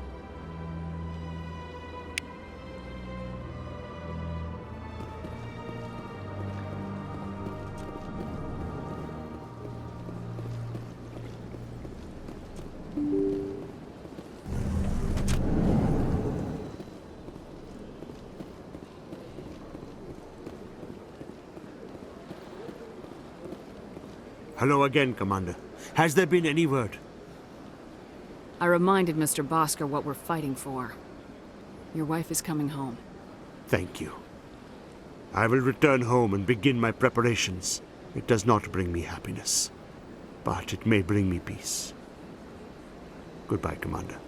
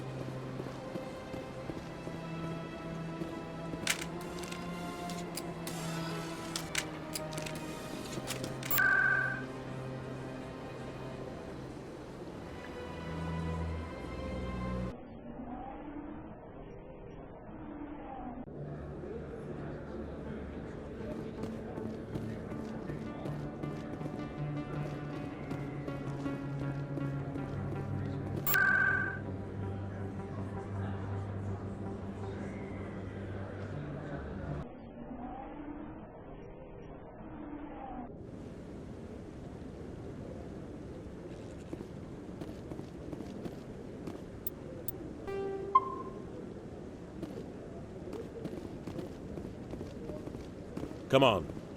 Udine is presenting the Quarians' evidence to the Council. Eden Prime was a major victory. The beacon has brought us one step closer to finding the conduit. And one step closer to the return of the Reapers. You wanted proof? There it is. This evidence is irrefutable, Ambassador. Saren will be stripped of his Spectre status, and all efforts will be made to bring him in to answer for his crimes. I recognize the other voice, the one speaking with Saren. Matriarch Benezia. Who is she? Matriarchs are powerful Asari who have entered the final stage of their lives. Revered for their wisdom and experience, they serve as guides and mentors to my people. Matriarch Benezia is a powerful biotic, and she had many followers. She will make a formidable ally for Saren. I'm more interested in the Reapers. What do you know about them? Only what was extracted from the Geth's memory core. The Reapers were an ancient race of machines that wiped out the Protheans. Then they vanished. The Geth believe the Reapers are gods, and Saren is the prophet for their return. We think the Conduit is the key to bringing them back. Saren's searching for it. That's why he attacked Eden Prime. Do we even know what this Conduit is? Saren thinks it can bring back the Reapers. That's bad enough. Listen to what you're saying. Saren wants to bring back the machines that wiped out all life in the galaxy? Impossible. It has to be.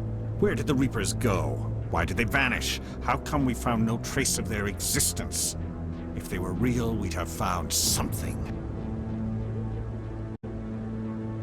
I tried to warn you about Saren and you refused to face the truth. Don't make the same mistake again. This is different. You proved Saren betrayed the Council. We all agree he's using the Geth to search for the Conduit, but we don't really know why. The Reapers are obviously just a myth, Commander. A convenient lie to cover Saren's true purpose. A legend he is using to bend the Geth to his will. 50,000 years ago, the Reapers wiped out all galactic civilization. If Saren finds the Conduit, it will happen again. Saren is a rogue agent on the run for his life. He no longer has the rights or resources of a Spectre. The Council has stripped him of his position. That is not good enough. You know he's hiding somewhere in the Traverse. Send your fleet in! A fleet cannot track down one man. A Citadel fleet could secure the entire region, keep the Geth from attacking any more of our colonies. Or it could trigger a war with the Terminus systems. We won't be dragged into a galactic confrontation over a few dozen human colonies. I can take Saren down. The Commander's right. There is a way to stop Saren that doesn't require fleets or armies. No! It's too soon. Humanity is not ready for the responsibilities that come with joining the Spectres. You don't have to send a fleet into the Traverse, and the Ambassador gets his human Spectre. Everybody's happy.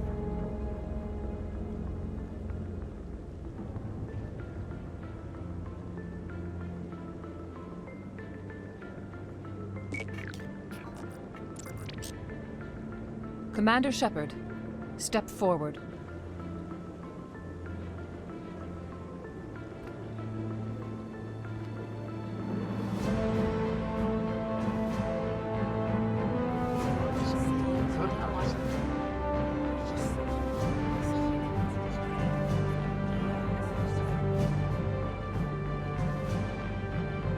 It is the decision of the Council that you be granted all the powers and privileges of the Special Tactics and Reconnaissance Branch of the Citadel. Spectres are not trained, but chosen.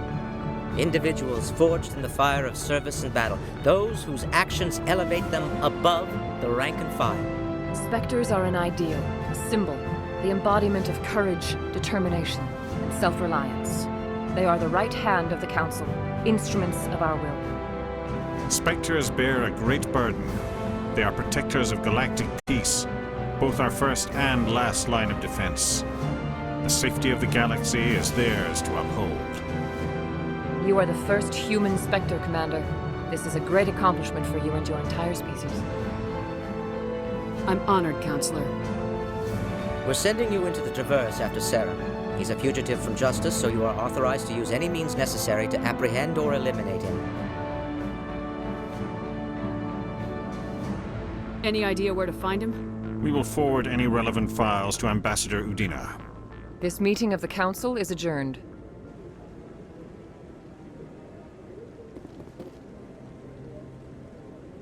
Congratulations, Commander. We've got a lot of work to do, Shepard. You're going to need a ship, a crew, supplies. You'll get access to special equipment and training now. You should go down to the C-Sec Academy and speak to the Spectre Requisitions Officer. Anderson, come with me.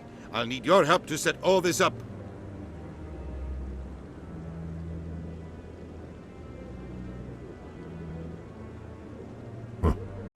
Bastard didn't even thank you.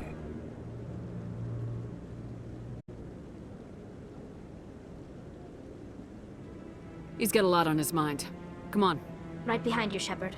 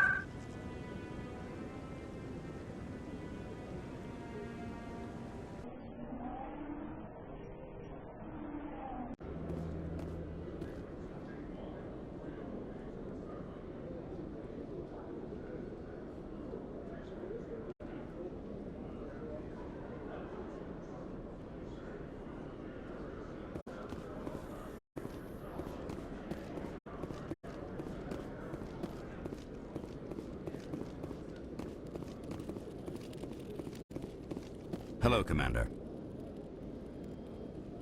Show me what you got. Sounds good. Just let me set you up. Oh, this must be a mistake. System's telling me to offer you our select stock. Spectre? Well, I heard about that, but I didn't realize it was you. Sorry, Commander. Just show me what you've got. I'll open the rare stocks for you, Commander. Enjoy.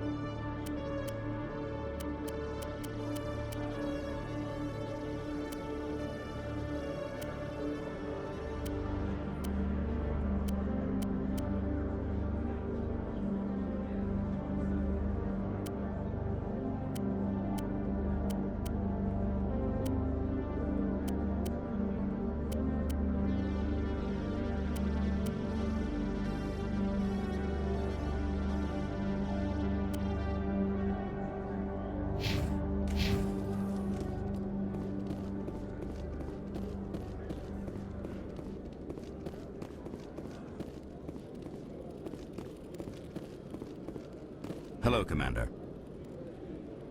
Show me what you got. I'll open the rare stocks for you, Commander. Enjoy.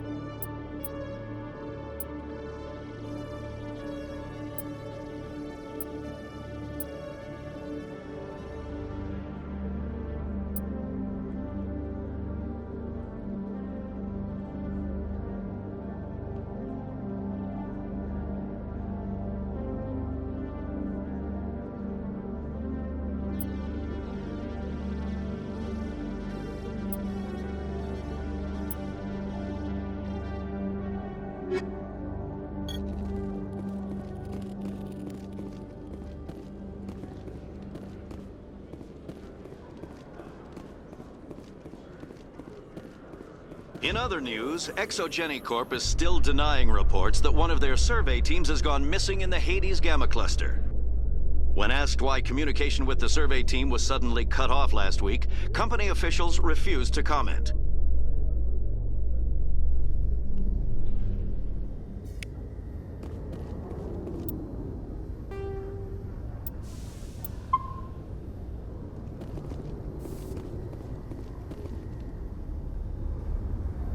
I've got big news for you, Shepard. Captain Anderson is stepping down as commanding officer of the Normandy. The ship is yours now.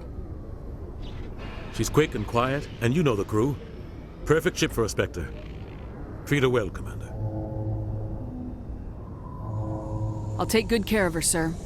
I know you will, Commander. I want the truth. Why are you stepping down, sir? You needed your own ship. A Spectre can't answer to anyone but the Council. And it's time for me to step down. Come clean with me, Captain. You owe me that much. I was in your shoes 20 years ago, Shepard. They were considering me for the Spectres. What happened? I failed. I couldn't make the cut. It's not something I'm proud of. Ask me later and I'll tell you the whole story. For now, all you need to know is, I was sent on a mission with Saren, and he made sure the Council rejected me. I had my shot. It came and went. Now you have a chance to make up for my mistakes.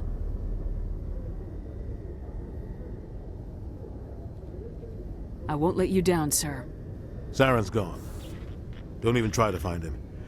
But we know what he's after. The conduit.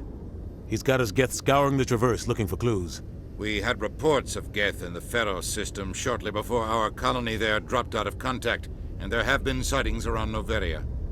Find out what Saren was after on Pharos and Noveria. Maybe you can figure out where the conduit is before he does. The Reapers are the real threat. I'm with the Council on this one, Shepard. I'm not sure they even exist. But if they do exist, the conduit's the key to bringing them back. Stop Saren from getting the conduit, and we stop the Reapers from returning. I'll stop him. We have one more lead. Matriarch Benezia, the other voice in that recording. She has a daughter, a scientist who specializes in the Protheans. We don't know if she's involved, but it might be a good idea to try and find her. See what she knows. Her name's Liara, Dr. Liara Tassoni. We have reports she was exploring an archaeological dig on one of the uncharted worlds in the Artemis Tau cluster.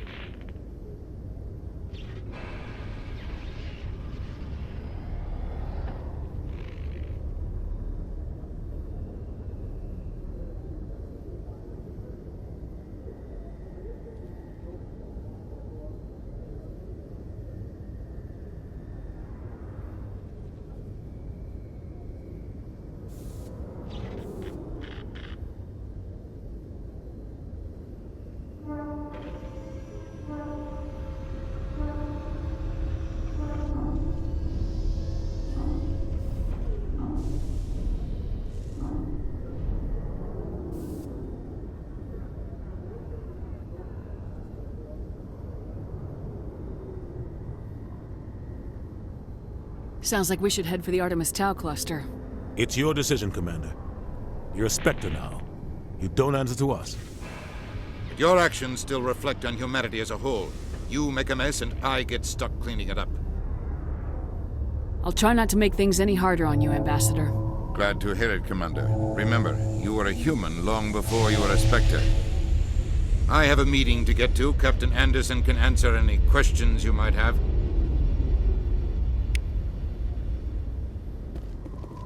Yes, Commander? How are you holding up? Honestly, this isn't how I pictured my career coming to an end. Pushing papers really isn't my thing, but you're the one who can stop Saren. I believe in you, Shepard. If that means I have to step aside, so be it. Tell me what happened with you and Saren 20 years ago. It's close to 20 years ago now. Ambassador Goyle was our representative here on the Citadel. Like Udina, she wanted to get a human into the Spectres. She chose me. The Council sent Saren to keep an eye on me and evaluate my performance, just like they sent Nihilus to keep tabs on you. I think I deserve the whole story. We had intel on a rogue scientist being funded by Batarian interests. He was trying to set up a facility to develop illegal AI technology out in the Verge. Alliance intel had done all the work, but the Council wanted a Spectre involved. We compromised. I was assigned to help Saren in his investigation. We tracked the scientist to a refining facility on Kamala. He was hidden away somewhere inside, protected by an army of Batarian mercenaries. The plan was simple. Sneak into the plant, capture the scientist, sneak back out. Quick, quiet, and a minimum of bloodshed. I'm guessing things didn't go as planned? Saren and I split up to cover more ground. Then about halfway through the mission, there was a massive explosion in the refinery core. Officially, it was ruled an accident, but I think Saren detonated it on purpose to draw off the enemy guards. How many casualties? The explosion tore the refinery to shreds. The whole place was on fire. Black chemical clouds poured out into the atmosphere. Nobody inside survived. There was a camp for the workers and their families nearby. Between the fires and the toxic fumes, the final death count was over 500. Mostly civilians. Saren didn't care. The target was eliminated, mission accomplished, and I ended up taking the blame. That ended all talk of me joining the Spectres. Saren caused the explosion. How'd he pin it on you? In his report, Saren accused me of blowing his cover. He said it was my fault the guards were ready for us. He claimed that's why it turned into a massacre. Saren's report was all the proof the Council needed to kill my chances of becoming a Spectre. Don't blame yourself, Captain. I don't. I blame Saren. I think he wanted things to go bad. He was looking for an excuse to blow that refinery. Maybe he just likes the violence. Maybe he was just trying to make me look bad to keep humans out of the Spectres. If so, he pulled it off.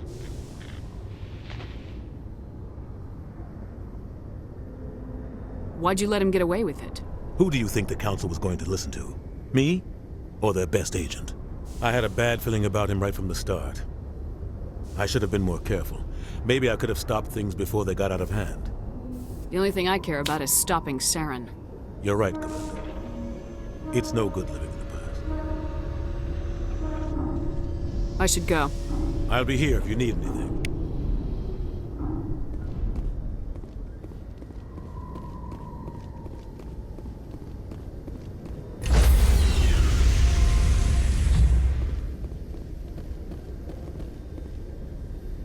Stand by, shore party. Decontamination in progress. I heard what happened to Captain Anderson. Survives 100 battles and then gets taken down by backroom politics. Just watch your back, Commander. Things go bad on this mission, you're next on their chopping block. Captain Anderson should be the one in charge. It's like I'm stealing the ship from him. Yeah, the captain got screwed. But it's not like you could have stopped it. Nobody's blaming you. Everyone on this ship's behind you, Commander. 100%. Intercom's open. If you got anything you want to say to the crew, now's the time.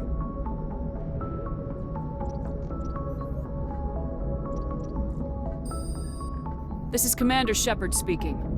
Find Saren before he finds the conduit. I won't lie to you, crew. This mission isn't going to be easy.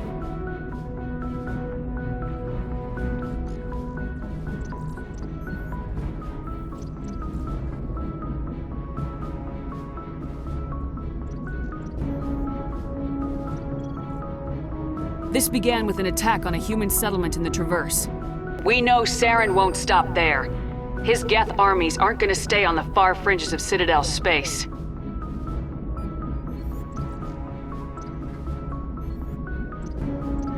For too long, our species has stood apart from the others. Now it's time for us to step up and do our part for the rest of the galaxy. Time to show them what humans are made of.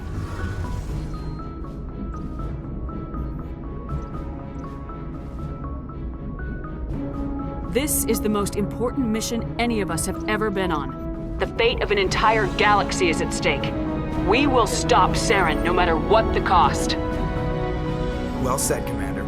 Captain will be proud. The Captain gave up everything so I could have this chance. We can't fail. Yes, ma'am.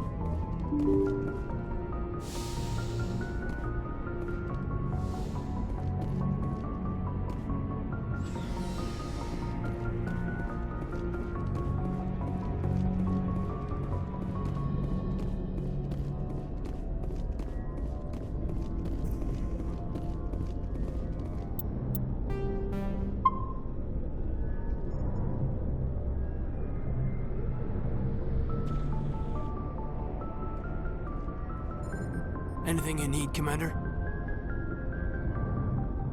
Just trying to get a sense of where the crew's at. Thoughts? I've wasted enough of your time for now, Commander. We'll have time for personal debriefings later. What's your opinion on the last mission? I don't see how we could have done things any better. At least not without getting to Eden Prime sooner. And we were on the scene faster than any other Alliance ship could have been. We'll talk another time, Lieutenant. Commander?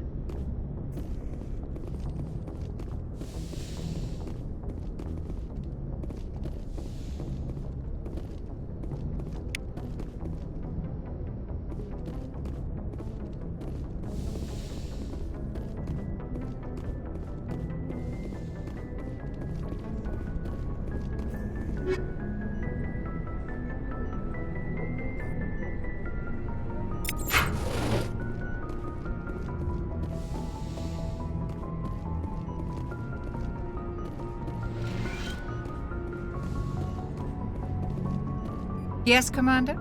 Is there something you need? How did you end up serving on an Alliance ship? I enlisted right out of med school. Earth always seemed boring to me. Too safe, too secure. I figured the colonies were teeming with exotic adventure.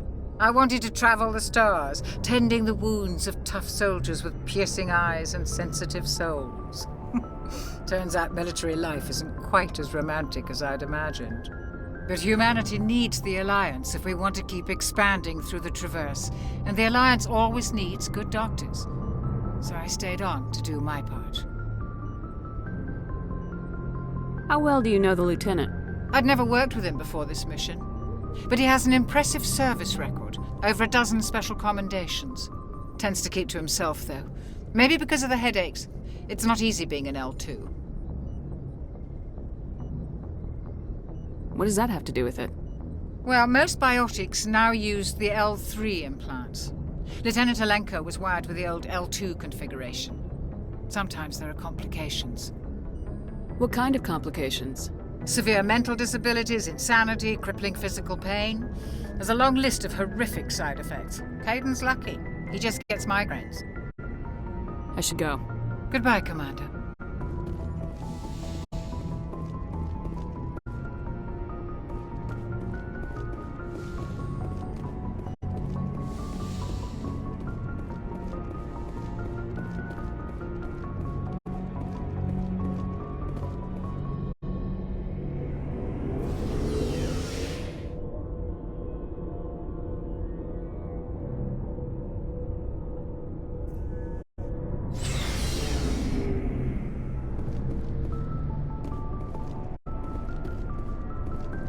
Hey, Commander. Looking for some extra supplies before you head out? What have you got? Whatever you want. Armor, weapons, mods. It's not standard Alliance issue, but that's not necessarily a bad thing. Well, as long as you don't mind paying for it. Why should I pay you for my weapons and armor? My stuff doesn't come from the Alliance. I have to purchase it myself, and it's not cheap. Hell, the licenses alone have set me back more than I'd like. But no licenses, no goods. Without the goods, I'm out of a job. Let's see what you got. You bet, Commander.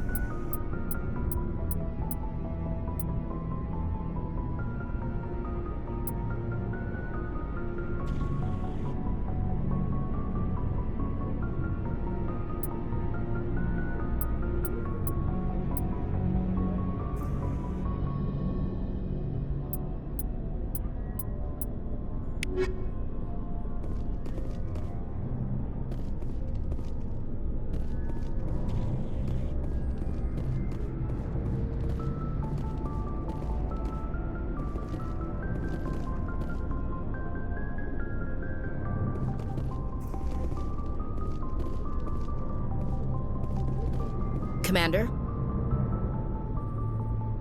What's your opinion of the last mission? Kinda wish you'd got there sooner, Commander. No offense, I appreciate the rescue. I just wish... You wish we'd been able to save the rest of your unit. Yes, ma'am. If I had been more alert, we wouldn't have been cut down by an ambush. The Geth are perfect ambushers. They don't move, they don't make noise, they don't even breathe. They have flashlight heads, ma'am. I'll make sure it doesn't happen again. Do you have a few minutes to talk? One-on-one? I'm sorry, Commander. I need to get my duty squared away. I wouldn't mind talking more later, though. Dismissed, Chief. Ma'am?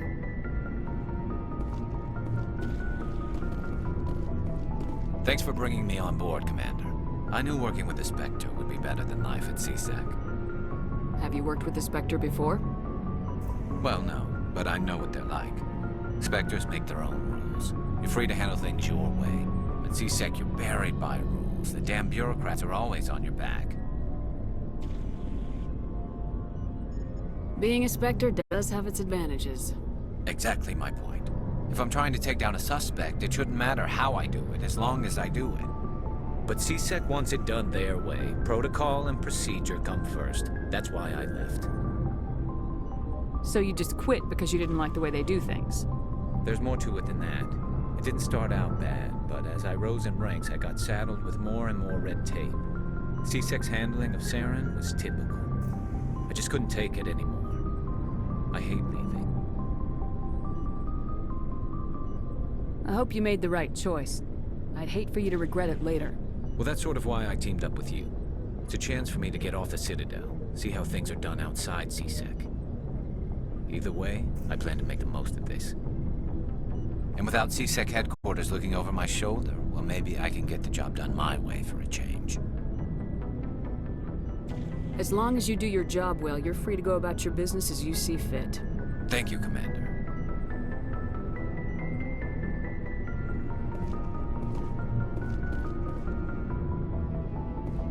Nice ship you've got, Shepard.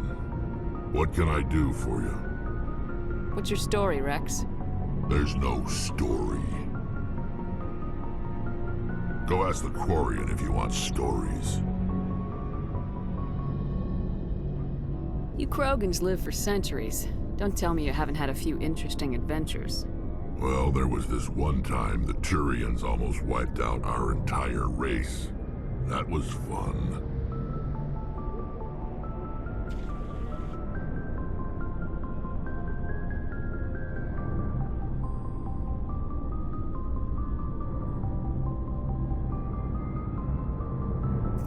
I heard about that. You know, they almost did the same to us. It's not the same. It seems pretty much the same to me. So your people were infected with a genetic mutation? An infection that makes only a few in 1,000 children survive birth? And I suppose it's destroying your entire species? I suppose it isn't all the same.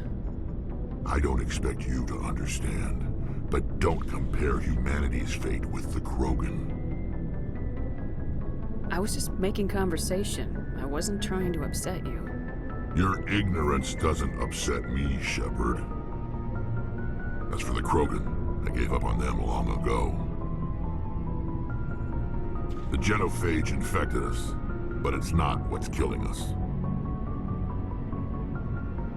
Are your people really dying? We're sure not getting any stronger. We're too spread out. None of us are interested in staying in our own system. Lots of species have left their homes and prospered. But they go to colonize new worlds. We're not settlers. We're warriors. We want to fight. So we leave. Hire ourselves out. And most of us never go back.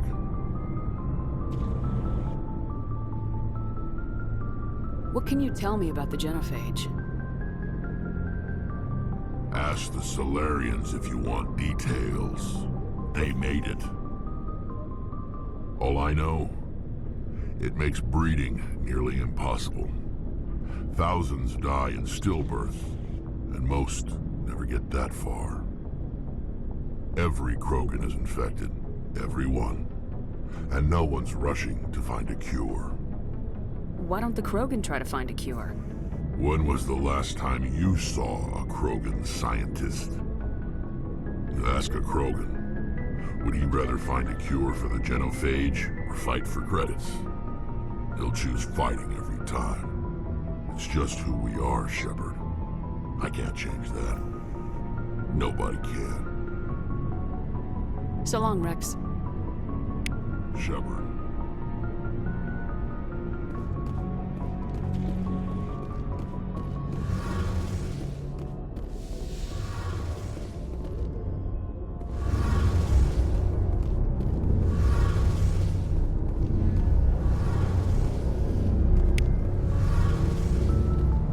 Hey, Commander, you know that Quarian, Tali? She's been spending all her time down here asking me about our engines. I'll tell her to leave you alone. What? No, she's amazing. I wish my guys were half as smart as she is. Give her a month on board and she'll know more about our engines than I do. She's got a real knack for technology, that one. I can see why you wanted her to come along. I figured she'd be a real asset to the team. You got an eye for talent, Commander, but I'm guessing that's not why you came down here. Fill me in on the IES stealth system. How does it work exactly? You can't hide a ship out in space. They emit too much heat and radiation. Too easy for sensors to pick them up, unless you find a way to capture those emissions. So our stealth systems trap the energy we give off in storage sinks built into the ship itself. No emissions to give away our location. Eventually the sinks have to be vented. More than a few hours silent running and they overheat. Cook us inside our own hull. There's no way for anyone to detect us? A visual scan can still pick us up. Anyone looking out a window can see us plain as day. But you have to be pretty close to get an actual visual out in space. Most vessels rely on scanners. As long as the stealth systems are engaged, they can't see us. Not unless we accelerate to FTL speeds. Why doesn't it work with faster-than-light travel? Cranking up to FTL blue shifts our emissions, pushes them into frequencies too high to capture in the sinks. As soon as we make the jump, it's like setting off a flare. Sensors can pick up our location whenever we enter or exit FTL flight, but for short-range missions, our stealth systems are amazing, and we've got the only one.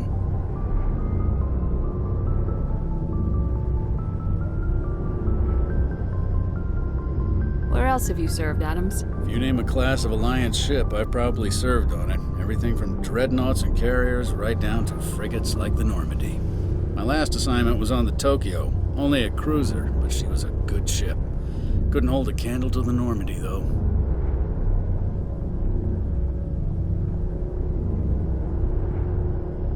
I want to know more about the Normandy. She's the best ship I've ever served on, probably the fastest vessel ever designed. And she's the only one using the new Tantalus drive core.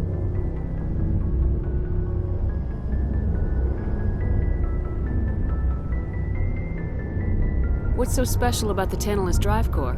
Proportionally, it's about twice the size of any other vessel. Not only are we faster, we can run at FTL speeds longer before we have to discharge the core. Carry on, Adams. Aye, aye, Commander. Your ship's amazing, Shepard. I've never seen a drive core like this before. I can't believe you were able to fit it into a ship this small. I'm starting to understand why you humans have been so successful. I had no idea Alliance vessels were so advanced. The Normandy's a prototype, cutting-edge technology. A month ago, I was patching a makeshift fuel line into a converted tug ship in the flotilla. Now, I'm sitting on board one of the most advanced vessels in Citadel space. I have to thank you again for bringing me along. Traveling on a vessel like this is a dream come true for me. I had no idea you found ship technology so interesting. It comes with being a Quarian. The migrant fleet is the key to the survival of my people. Ships are our most valuable resource. But we don't have anything like this. We make do with cast-offs and second-hand equipment. We just try to keep them running for as long as we can. Some of the fleet's larger vessels date all the way back to our original flight from the Geth. I can't believe your fleet's still using ships that are 3 centuries old. They're constantly being repaired, modified, and refitted. They aren't pretty, but they work. Mostly. We've tried to make ourselves as independent as possible on the flotilla. Grow our own food, mine, and process our own fuel. But some things we just can't make on our own. A patch to maintain the hull integrity requires raw materials we just don't have. That's why our pilgrimages are so important. Tell me about your people. Our lives aren't easy. Resources are scarce, and we are constantly on the move. Everything we do must in some way contribute to the continuation of the migrant fleet. There are 17 million Quarians in the flotilla, and each of us relies on the others for survival. The bonds among my people are strong. Unfortunately, we have had to surrender many of the freedoms and civil liberties other species take for granted. What kind of freedoms? Well, it's illegal for parents to have more than one child. If our population grows too much, it would strain our resources to their breaking point. Of course, we also can't allow our numbers to become too few. If our population is in decline, the rule against single births is temporarily repealed. In extreme cases of population decline, incentives are even offered to encourage multiple births, though the Conclave hasn't had to take such measures in nearly a century.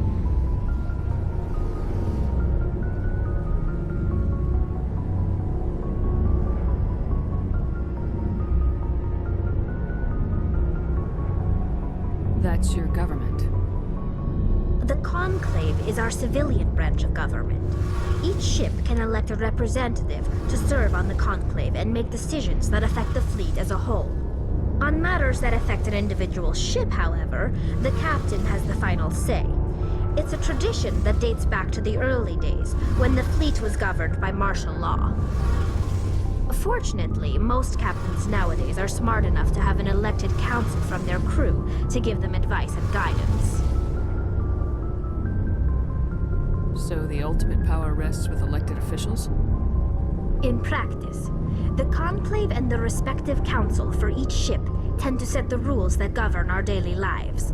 But in theory, we are still under military jurisdiction.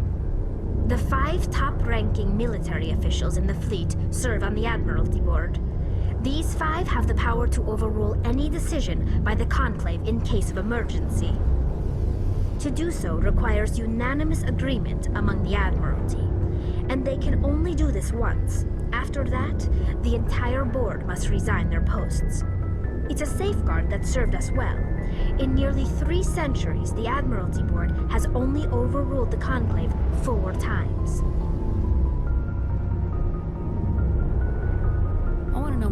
Geth? I doubt I can tell you anything you don't already know. It's been almost 3 centuries since they drove my people into exile. All I know is the story of their origins. What they were when we created them, and how they turned on us. Interesting. The Geth were originally created to serve as an automated manual labor force. Initially, their intelligence was as limited as any VI. Over time, we made small modifications to their programming to allow them to perform more varied and complex tasks, bringing them closer and closer to true AI status. How come the Council didn't step in and stop you? This wasn't true AI research. We may have been skirting the bounds of the law, but we never did anything that was actually illegal. The changes were so insignificant, so gradual, that we were able to control them. Or so we thought.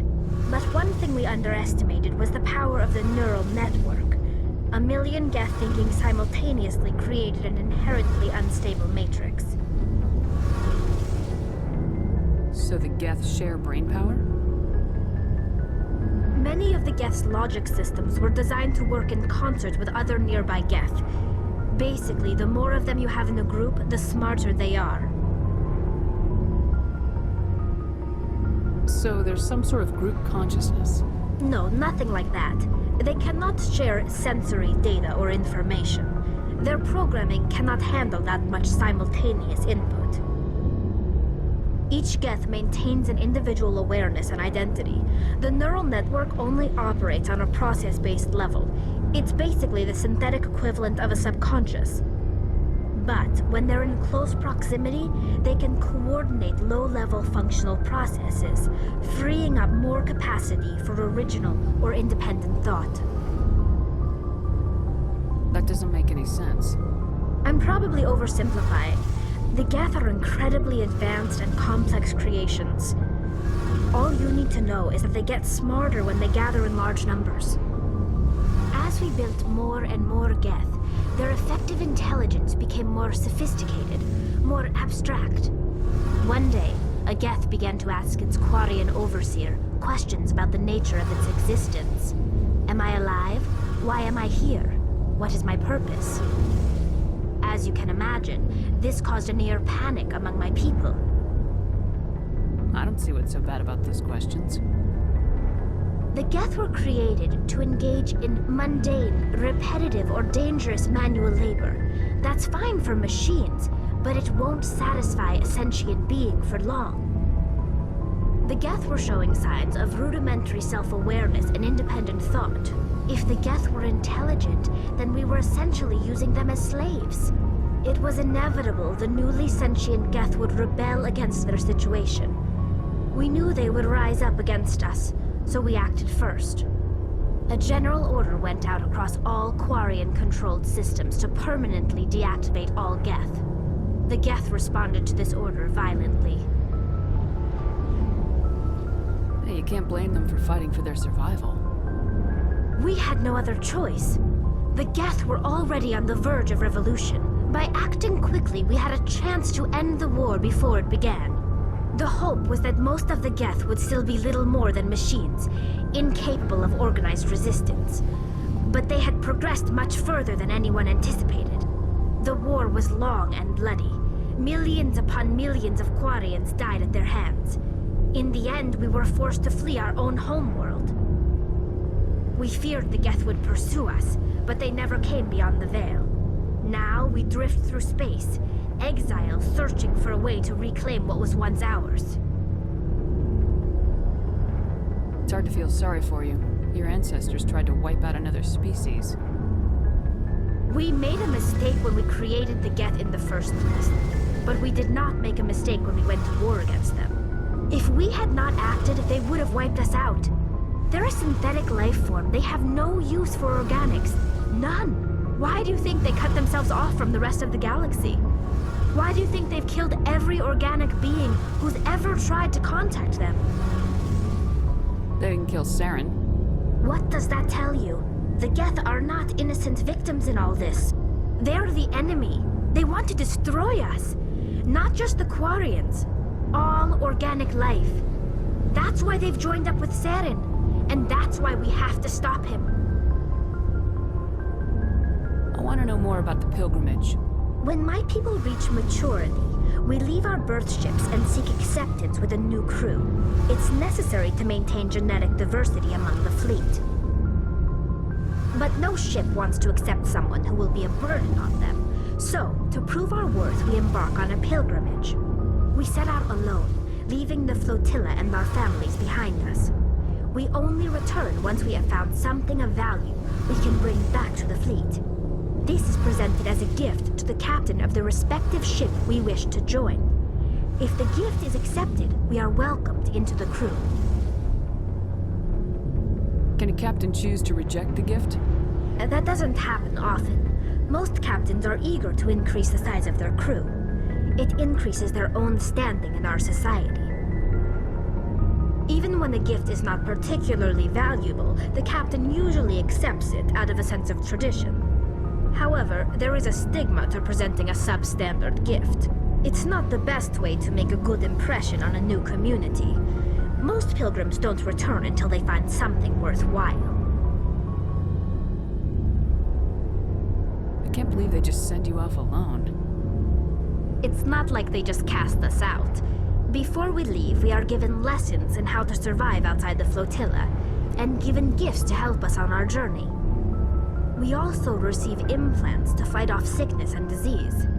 Generations of living in an isolated and highly controlled environment have left our immune systems weaker than most. By the time we leave the fleet, we are well equipped for the pilgrimage. This is a rite of passage for all Quarians. If it were dangerous, our numbers would suffer. Virtually every pilgrimage ends with a triumphant return and the ritual presentation of the gift to one of the fleet's captains.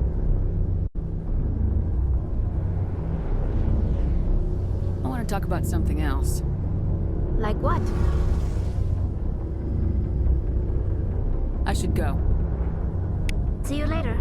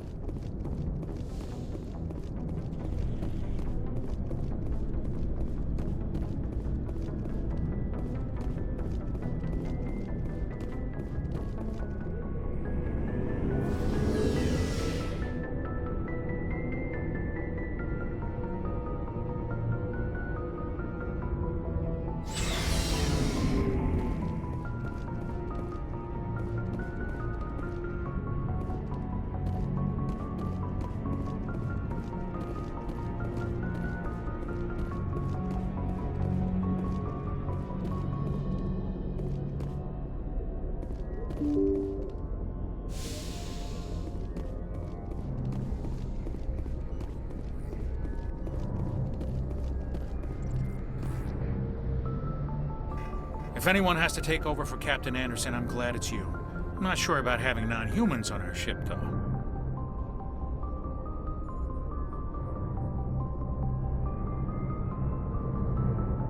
We're all on the same team here, Presley.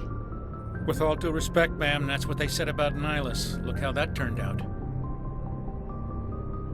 I'm in charge here, Presley. I decide if we have non-humans on this vessel. Yes, ma'am. Understood, ma'am. Speak freely, Presley. I want to know if you have a problem with non-humans. It's not that, Commander.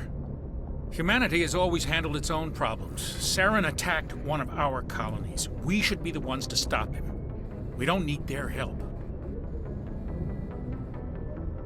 Some people think asking for help is a sign of weakness. That's just being stupid and stubborn. No matter how strong you are, allies can make you stronger. I guess so. Maybe I'm just stuck in the old ways of thinking. But don't worry, Commander. This won't be a problem. How did you end up assigned to the Normandy? I signed up with the Alliance as a navigator right out of school, following in my grandfather's footsteps, I guess. My first posting was on the Agincourt. We were one of the first reinforcements to arrive at Elysium after the Blitz hit. Those raiders were no match for an Alliance frigate. Of course, the only reason the colony was still standing was because of you, Commander. I can't believe you held out as long as you did. How'd you end up on the Normandy? I got my officer's commission after Elysium. Must have made an impression on the right people. Captain asked for me when he was picking his crew. Carry on, Presley. Yes, ma'am.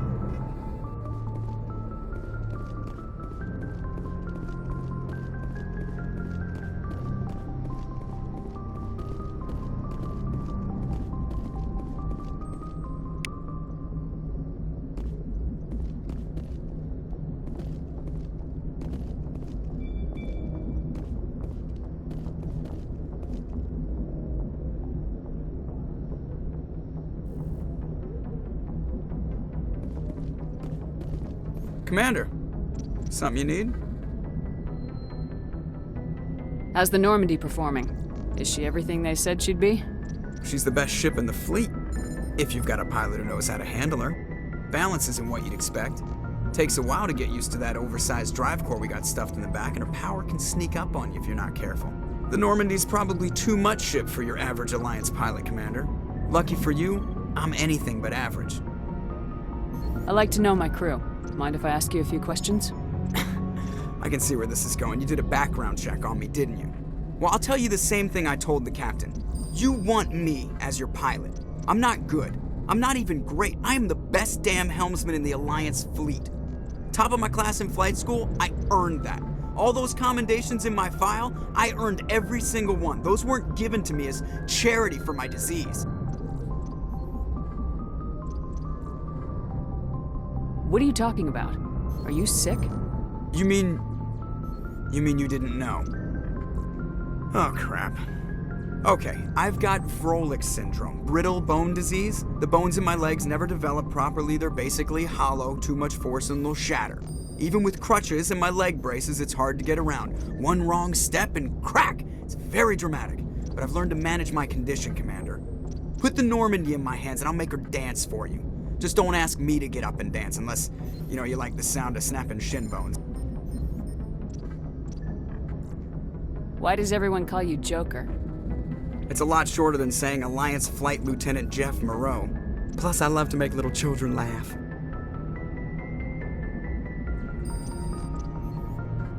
I was just thinking how much you remind me of Santa Claus. Look, I didn't pick the name.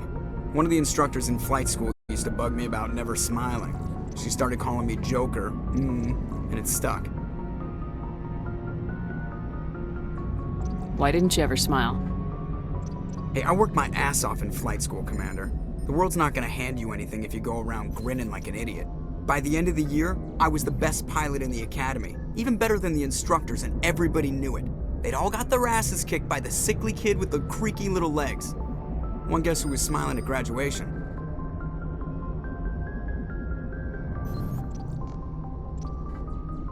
I need to know more about this Froelich syndrome if I'm putting my ship in your hands. Yeah, of course you do. It's an extremely rare condition. Nobody knows exactly what causes it. Genetic, maybe.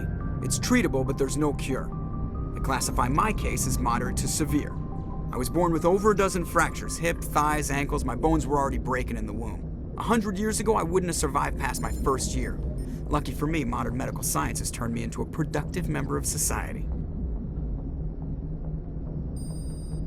You're not gonna break a bone trying to fly the ship, are you? I don't fly with my feet, Commander, so I'm fine as long as I'm in this chair. I gotta be real careful when I get up to take a piss, though. I can do my job as well as anyone on the ship. Better, actually. So don't worry about it. I'm not trying to make you uncomfortable. Let's talk about something else. Whatever you want, Commander.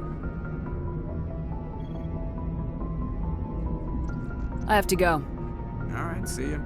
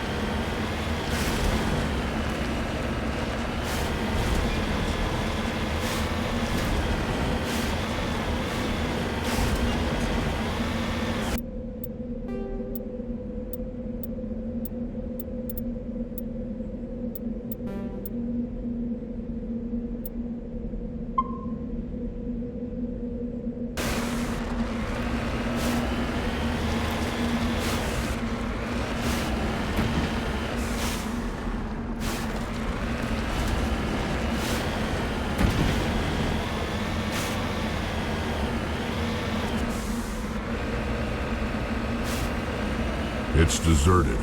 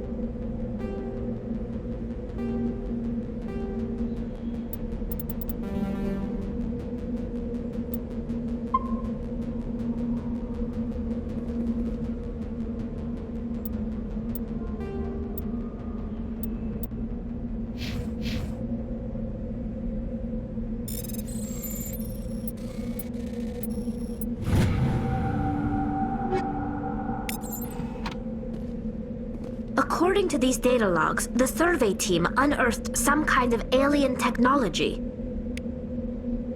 Could be answers at the excavation site.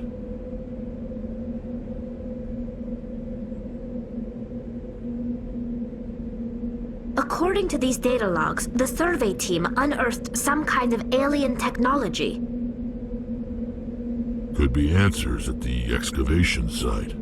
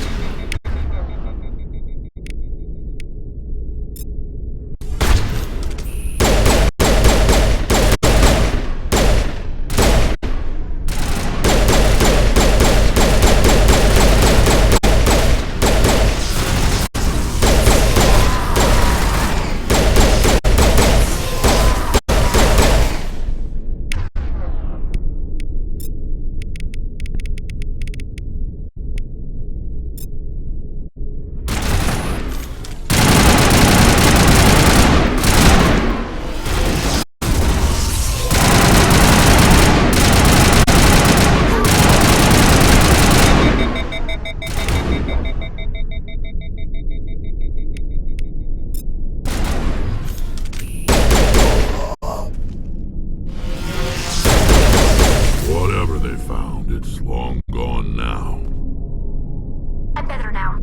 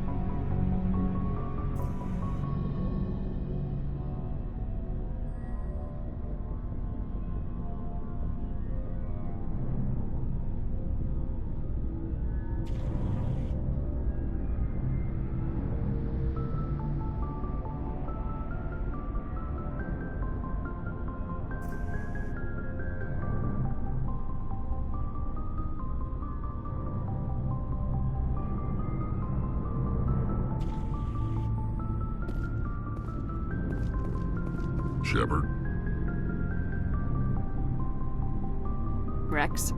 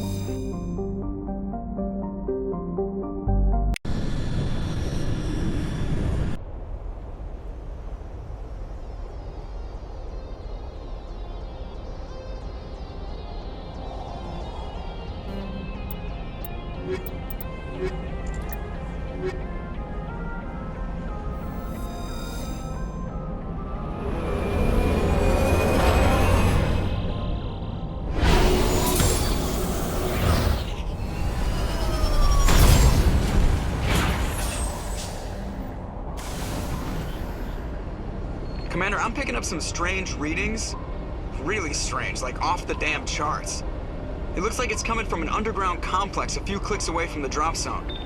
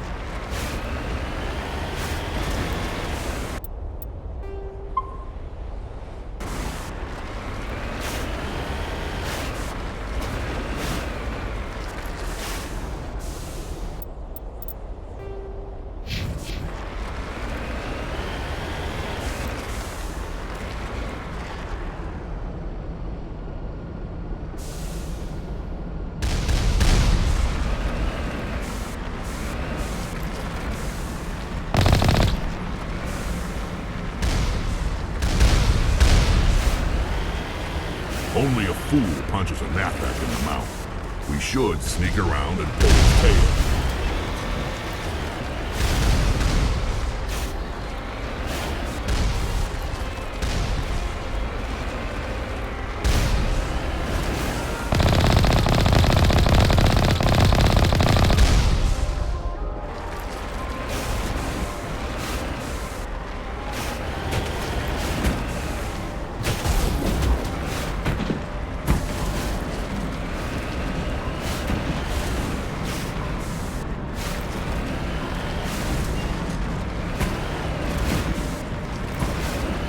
Turn back, Commander. You're going beyond the range of the operational area.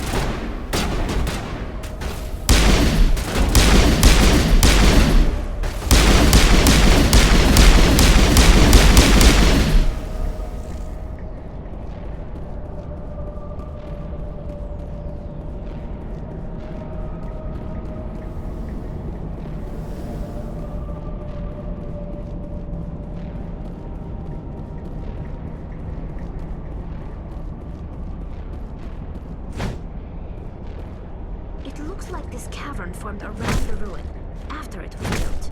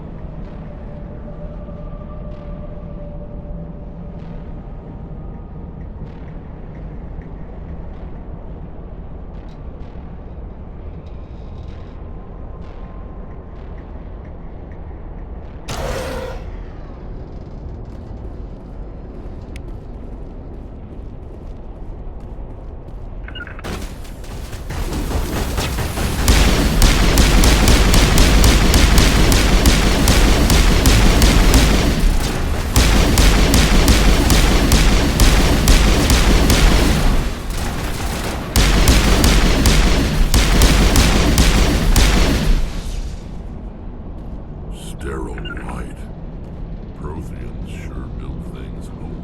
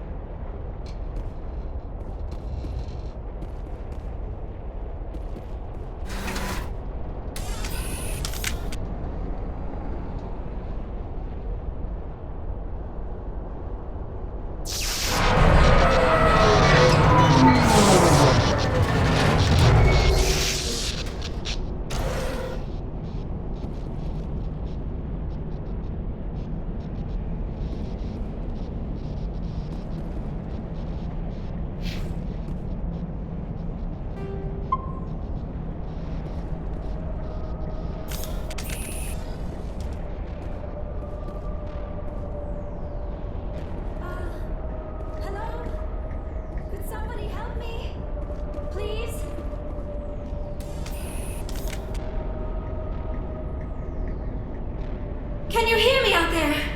I'm trapped. I need help. Liara T'Soni, I presume? Thank the goddess. I did not think anyone would come looking for me. Listen, this thing I'm in is a Prothean security device. I cannot move, so I need you to get me out of it, all right? How did you end up in there? I was exploring the ruins when the Geth showed up, so I hid in here. Can you believe that? Geth, beyond the veil! I activated the tower's defenses. I knew the barrier curtains would keep them out. When I turned it on, I must have hit something I wasn't supposed to. I was trapped in here. You must get me out, please! Your mother is working with Saren. Whose side are you on? What? I am not on anybody's side. I may be Benezia's daughter, but I'm nothing like her. I have not spoken to her in years. Please, just get me out of here. We just need to figure some way past this energy field. It's a Prothean barrier curtain. I knew it would keep me safe from the Geth. When I turned it on, I must have hit something I wasn't supposed to. I was trapped in here. You must get me out, please! Any suggestions on how we can help? There is a control in here that should deactivate this thing. You'll have to find some way past the barrier curtain. That's the tricky part. The defenses cannot be shut off from the outside. I don't know how you'll get in here. Be careful. There is a Krogan with the Geth. They have been trying different ways to get past the barrier.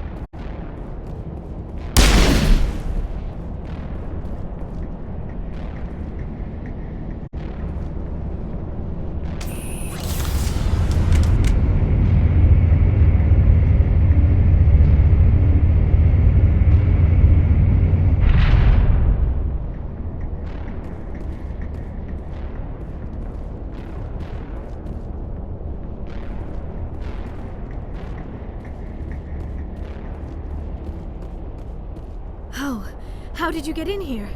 I didn't think there was any way past the barrier.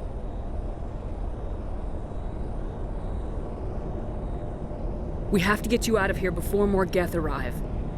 Yes, you're right. I've seen enough of them to last a lifetime. That button should shut down my containment field.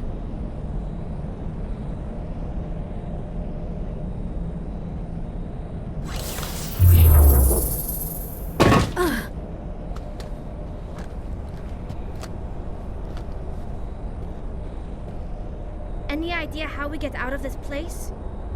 There is an elevator back in the center of the tower. At least I think it's an elevator. It should take us out of here. Come on! I still cannot believe all this. Why would the Geth come after me? Do you think Benezia's involved? Saren's looking for the conduit. You're a Prothean expert. He probably wants you to help him find it. The conduit? But I don't know. What the hell was that? These ruins are not stable. That mining laser must have triggered a seismic event. We have to hurry. The whole place is caving in. Joker, get the Normandy airborne and lock in on my signal. On the double, mister! Aye, aye, Commander. Secure and away. ETA 8 minutes. He needs to move faster. If I die in here, I'll kill him.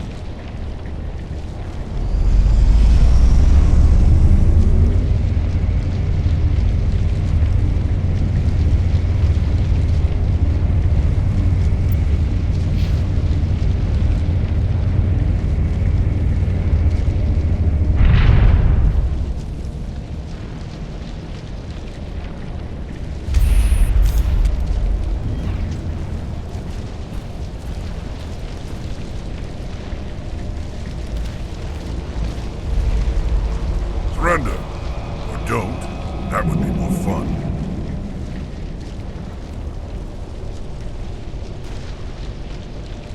We don't have time to deal with this idiot. Charge! I like your attitude.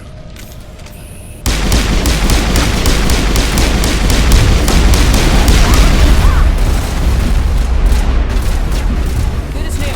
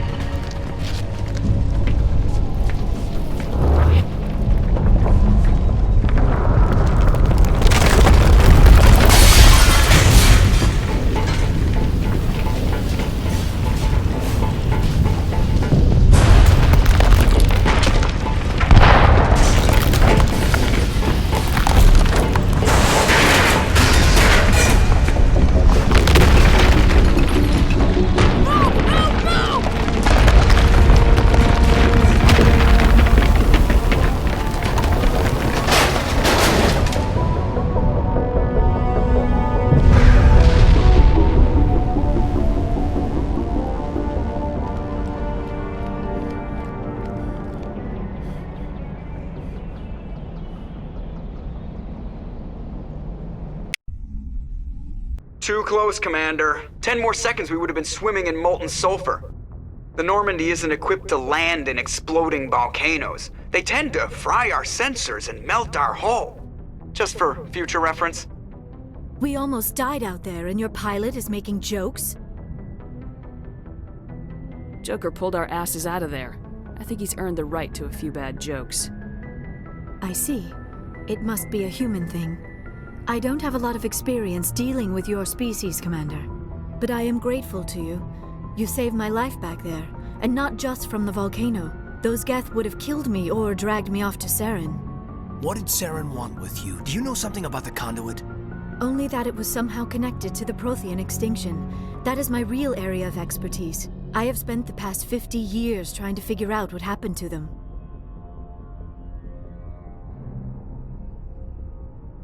Just how old are you exactly? I hate to admit it, but I am only 106. Damn! I hope I look that good when I'm your age. A century may seem like a long time to a short-lived species like yours, but among the Asari, I am barely considered more than a child. That is why my research has not received the attention it deserves. Because of my youth, other Asari scholars tend to dismiss my theories on what happened to the Protheans. Did your research turn up anything interesting? What is interesting is what I did not turn up. There is remarkably little archaeological evidence of the Protheans, and even less that might explain why they disappeared. It is almost as if someone did not want the mystery solved. It is like someone came along after the Protheans were gone and cleansed the galaxy of clues. But here is the incredible part. According to my findings, the Protheans were not the first galactic civilization to mysteriously vanish. This cycle began long before them. Where'd you come up with this theory? I thought there wasn't any evidence. I have been working on this for 50 years. I have tracked down every scrap and shred of evidence. Eventually, subtle patterns start to emerge, patterns that hint at the truth. It is difficult to explain to someone else. I cannot point to one specific thing to prove my case. It is more a feeling derived from a half-century of dedicated research. But I know I'm right, and eventually I will be able to prove it. There were other civilizations before the Protheans. This cycle has repeated itself many times over. If the Protheans weren't the first, then who was? I don't know. There is barely any evidence on the Protheans, even less on those who came before them. I cannot prove my theory, but I know I am right. The galaxy is built on a cycle of extinction. Each time a great civilization rises up, it is suddenly and violently cast down. Only ruins survive. The Protheans rose up from a single world until their empire spanned the entire galaxy. Yet even they climbed to the top on the remains of those who came before. Their greatest achievements, the mass relays and the Citadel, are based on the technology of those who came before them. And then, like all the other forgotten civilizations throughout galactic history, the Protheans disappeared. I have dedicated my life to figuring out why. They were wiped out by a race of sentient machines, the Reapers. The Reapers? But I have never heard of. How do you know this? What evidence do you have? There was a damaged Prothean beacon on Eden Prime. It burned a vision into my brain. I'm still trying to sort out what it all means. Visions? Yes, that makes sense. The beacons were designed to transmit information directly into the mind of the user. Finding one that still works is extremely rare. No wonder the Geth attacked Eden Prime. The chance to acquire a working beacon, even a badly damaged one, is worth almost any risk. But the beacons were only programmed to interact with Prothean physiology. Whatever information you received would have been confused, unclear. I am amazed you were able to make sense of it at all. A lesser mind would have been utterly destroyed by the process. You must be remarkably strong-willed, Commander. This isn't helping us find Saren, or the conduit. Of course, you're right. I am sorry, my scientific curiosity got the better of me. Unfortunately, I do not have any information that could help you find the conduit, or Saren. I don't know why Saren wanted you out of the picture, but I think we'll be a lot better off if we bring you along. Thank you, Commander. Saren might come after me again. I cannot think of anywhere safer than here on your ship. And my knowledge of the Protheans might be useful later on. And her bionics will come in handy when the fighting starts. Good to have you on the team, Liara. Thank you, Commander. I am very grateful. Oh, I am afraid I am feeling a bit lightheaded. When was the last time you ate? Or slept? Dr. Chakwa should take a look at you. It is probably just mental exhaustion, coupled with the shock of discovering the Prothean's true fate. I need some time to process all this. Still, it could not hurt to be examined by a medical professional. It will give me the chance to think things over. Are we finished here, Commander? We can talk again after you've seen the doctor. The rest of you, dismissed. Mission reports are filed, Commander. You want me to patch you through to the Council?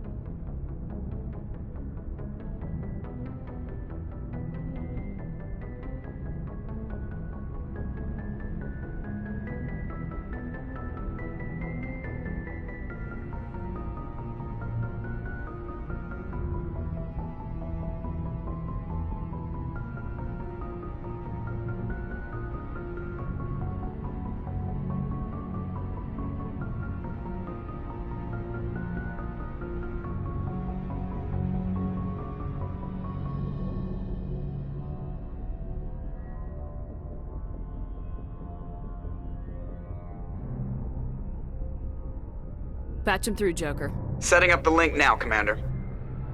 We've received your report, Commander. I understand Dr. Tassoni is on the Normandy. I assume you're taking the necessary security precautions.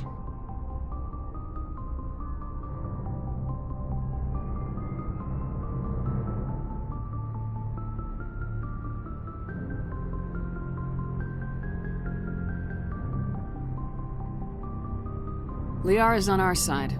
The Geth were trying to kill her. Benezia would never allow Saren to kill her daughter. Maybe she doesn't know. Or maybe we don't know her. We never expected she could become a traitor. At least the mission was a success. Apart from the utter destruction of a major Prothean ruin. Was that really necessary, Shepard? The Geth were crawling all over those ruins. We were lucky to make it out alive. Of course, Commander. The mission must always take priority. Good luck, Commander. Remember, we are all counting on you.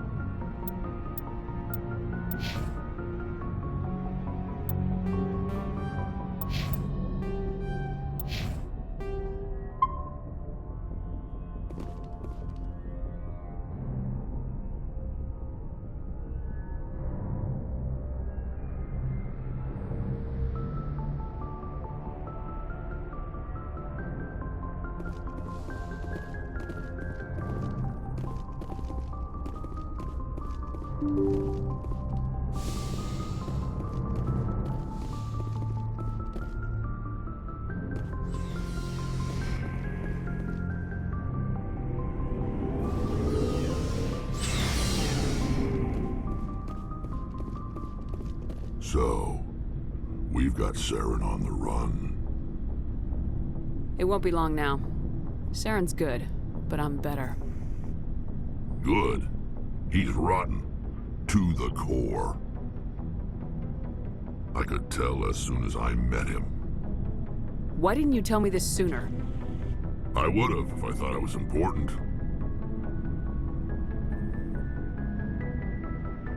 I think I'd like to hear about it just the same. This was a while ago. A bunch of mercs were bragging about a job out near the edges of the Terminus systems. They said it paid well and the boss was never around to ride them. They said he was looking for more men, too. So I checked it out. I didn't know Saren was openly recruiting mercs. It wasn't that open, and he only showed his face once. We'd been raiding ships in the area for months when we took out this massive cargo freighter. Our biggest haul yet. I was on board checking bodies for valuables, looking for some extra credits. That's when I saw him. What did Saren want with the ship? I don't know what he wanted. He was just moving through the ship, watching. A couple of the mercs called him by name, but he never spoke to them. Never spoke to anyone. I had a really bad feeling about him, so I got the hell out.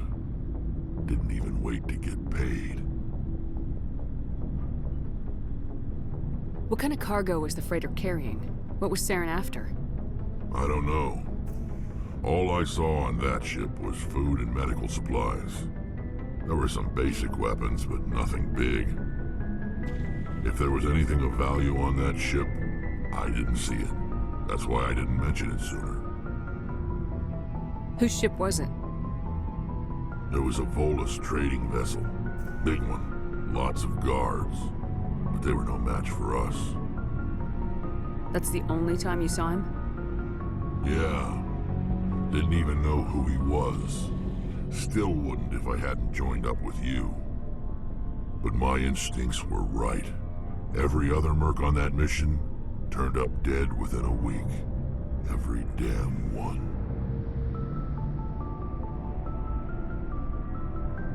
So long, Rex. Shepard. Commander? What's your opinion of the last mission? Not sure I buy Dr. Tassoni's story about her and her mom not talking. They're family, right?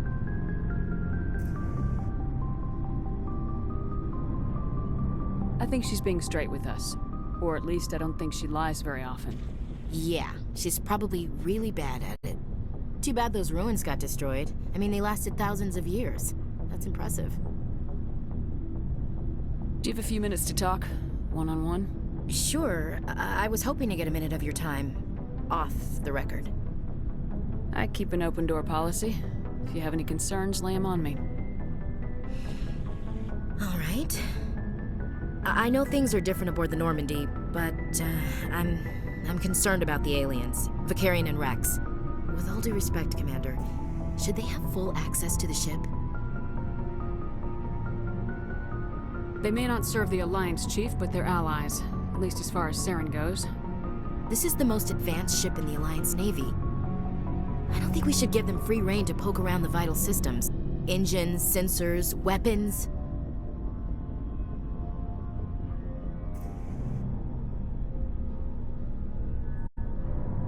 You don't trust the Alliance's allies?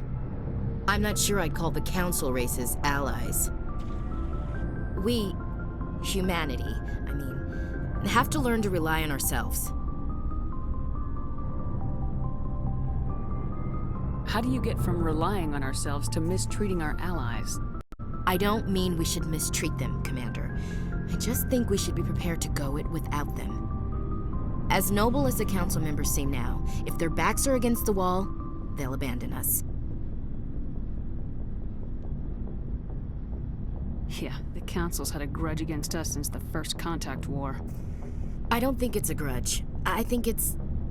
Look, if you're fighting a bear and the only way for you to survive is to sick your dog on it and run, you'll do it. As much as you love your dog, it isn't human. It's not racism, not really. Members of their species will always be more important to them than humans are. These seem like deeply held beliefs, Williams. What made you think this way? My family's defended the Alliance since it was founded. My father, grandfather, great-grandmother, they all picked up a rifle and swore the oath of service. I guess we just tend to think of Earth's interests as our own. I come from a military family, too. My parents were both Navy. Anybody in your family we might know? Couldn't say, Commander. We probably have a lot in common. You join up to carry on the tradition? I don't think they meant to start a family tradition, but after 16 years on ships and stations, how could I spend my life on the ground? You're lucky. I spent most of my career as groundside garrison. All right, I can see where your concerns are coming from, Williams, but this is a multilateral mission. You're gonna have to work with aliens, like it or not. It won't be a problem, Commander. You say jump, I say how high. You tell me to kiss a Turian, I'll ask which cheek. I don't think kissing Turians will be necessary. You never know, Commander.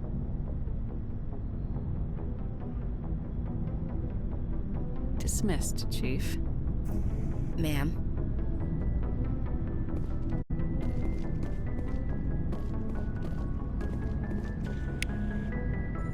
Commander, how are you? Why did you want to be a C-Sec officer in the first place? That's a good question. There were several reasons, I guess. Like what? Probably the same as most officers. I wanted to fight injustice, wanted to help people. I guess my father had something to do with it too. He was C-Sec, one of the best. I grew up hearing about his accomplishments or seeing his picture on the vids after a big arrest. He's taking my resignation pretty hard.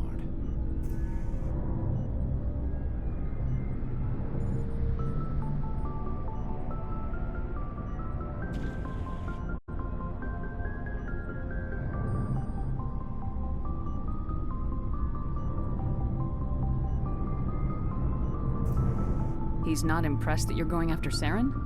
My father's a C-Sec man to the bone. Do things right or don't do them at all, he says. He thinks I'm being too rash, too impatient. He's worried I'll become just like Saren.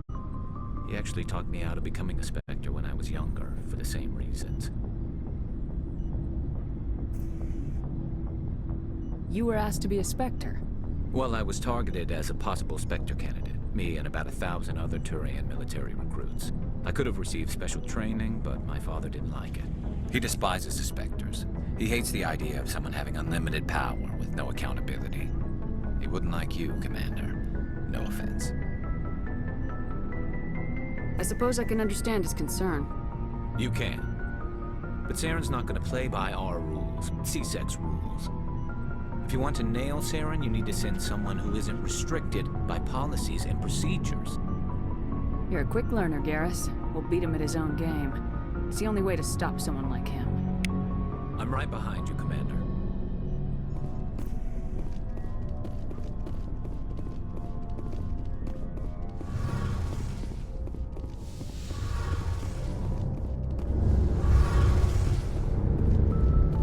Oh, hello, Shepard.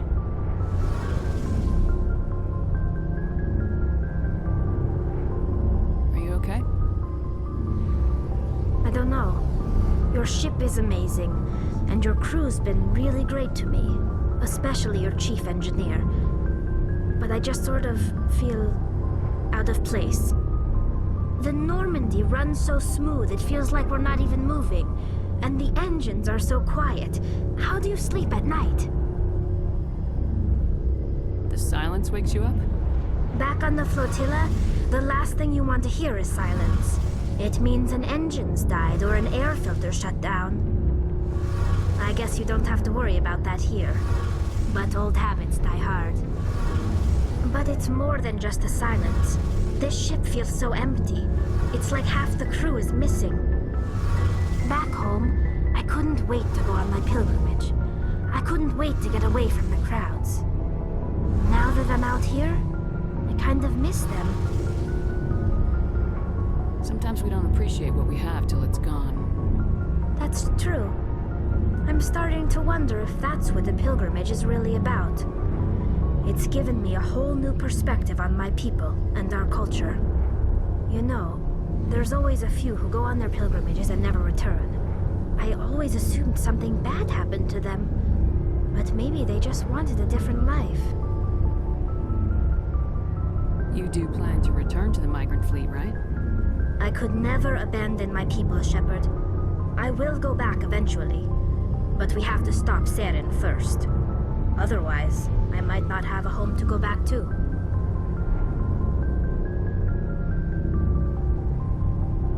I should go. See you later.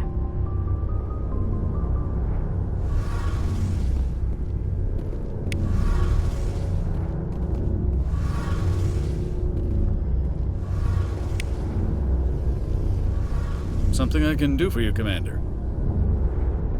Carry on, Adams. Aye, aye, Commander.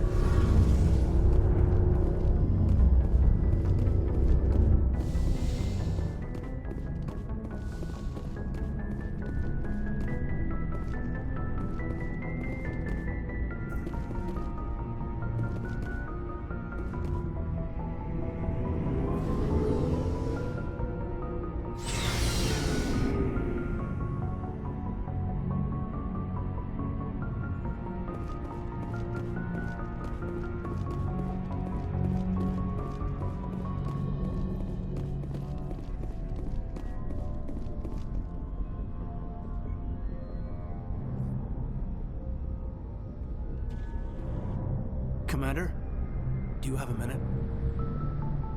I always make time for my officers. Off the record, I think there's something wrong here. This Saren is looking for records on some kind of galactic extinction, but we can't get backup from the Council? Sorry, Commander. There's writing on the wall here, but someone isn't reading it. The Council doesn't want to believe anything's wrong. I'd call it human nature, but... I hear you. It just seems like a group that's been around as long as the Council should see this coming. I mean, it's funny, we finally get out here, and the final frontier was already settled. And the residents don't even seem impressed by the view. Or the dangers. Well, well. You're a romantic. Did you sign on for the dream, Malenko? Secure a man's future in space? Yeah, I read a lot of those books when I was a kid, where the hero goes to space to prove himself worthy of a woman he loves, or, you know, for justice. Or maybe I was a romantic in the beginning, but I thought about it after brain camp. Biotic acclimation and temperance training. I'm not looking for the dream. I just want to do some good. See what's out here. Sorry if I got too informal. Protocol wasn't a big focus back in Bot. Tell me about it. Biotic acclimation and temperance didn't last past the airlock. To the kids they hauled in, it was brain camp. Sorry, hauled in is unkind. We were encouraged to commit to an evaluation of our abilities so an understanding of biotics could be compiled. There are worse results of accidental exposure to Element Zero in the womb. Beats the brain tumors some kids grew up with.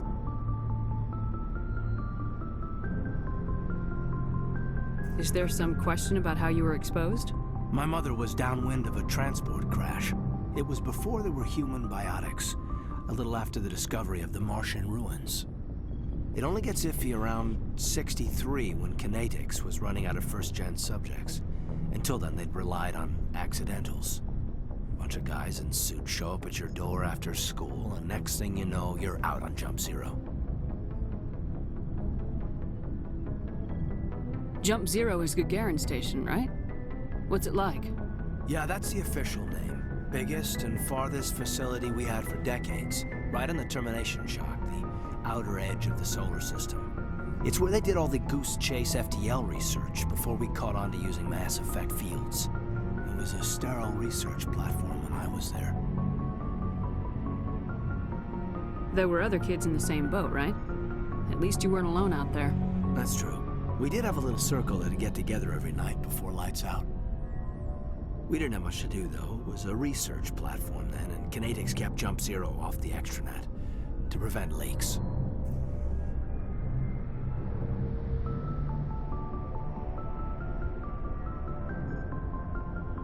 And you must have had plenty of time to get to know each other. Yeah, we'd sit around and bull every night after dinner, play cards or network games. There was this girl named Rana, who had a little circle grow up around her. She was from Turkey, her family was very rich, but she was smart and charming as hell. Beautiful, but not stuck up about it. Like you, I guess. Ma'am. Sounds like she was special to you. She was. Maybe she felt the same. But things never felt together.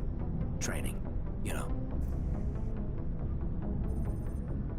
You know of any intentional exposures for certain? No one knows. Doesn't mean they didn't happen. As big as the exposures were, it was hard to track down accidentals. It was different then. No one knew the potential, so there wasn't a lot of regulation. Anything Kinetics did was gold. I'm not saying they intentionally detonated drives over our outposts, but in retrospect, they were damn quick on the scene.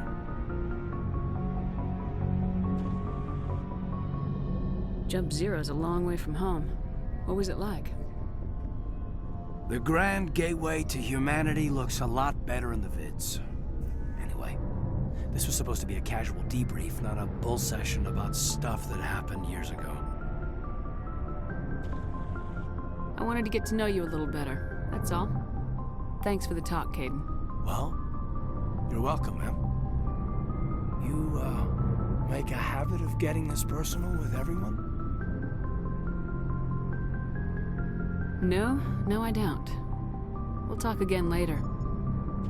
I'll need some time to process that, Commander. But, yeah, I'd like that.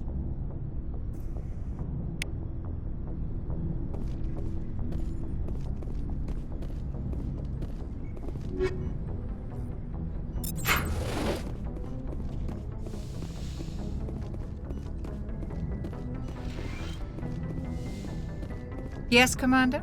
Is there something you need? I should go. Goodbye, Commander.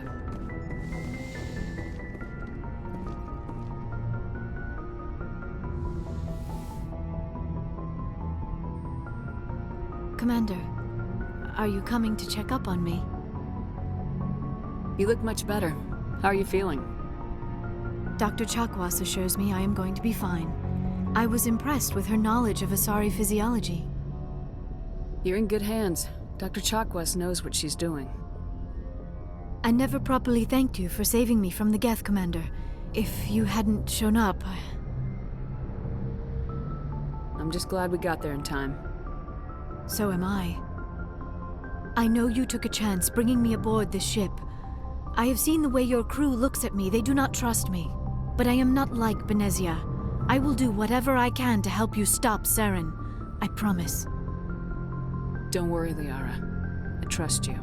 I know you won't let me down. It means a lot to hear you say that, Commander. Thank you. Tell me about yourself, Liara. Me? I am afraid I am not very interesting, Commander. I spend most of my time on remote digs, unearthing mundane items buried in long-forgotten Prothean ruins. You must enjoy something about it. I love my work. Seeking out history's lost secrets has a special appeal for me. You were actually touched by working Prothean technology. That is why I find you so fascinating, Commander. Sounds like you want to dissect me in a lab somewhere. What? No, I did not mean to insinuate. I never meant to offend you, Shepard. I only meant that you would be an interesting specimen for an in-depth study. No, that's even worse. Calm down, Liara. I was only joking. Joking? Oh, by the goddess, how could I be so dense? You must think I am a complete and utter fool. Now you know why I prefer to spend my time in the field with data disks and computers. I always seem to say something embarrassing around other people. Please, just pretend this conversation never happened. Do you know why Benezia joined up with Saren? I don't understand it. She was always outspoken about the need for the Asari to become more involved in shaping galactic events. Maybe she thought allying herself with Saren would somehow be for the greater good in the long run. At least I hope so. This hurts you, doesn't it? None of this makes any sense to me. I have not spoken to Benezia in many years, but I know her, and this was not like her. Something changed. I'd like to know more about the Asari. We were the first species to discover the Citadel. We were instrumental in forming the Council, and we always strive to be the voice of peaceful cooperation in galactic disputes. My people believe we are all part of a single galactic community. Each species contributes something to the greater whole. Although we seek to understand other species, it seems few of them seek to understand us. The galaxy is filled with rumors and misinformation about my people. Like what? Most of the inaccuracies are centered around our mating rituals. My species is monogendered. Male and female have no real meaning for us. We still require a partner to reproduce. This second parent, however, may be of any species and any gender. I don't understand. Your species can mate with anyone? Mating is not quite the proper term, not as you understand it.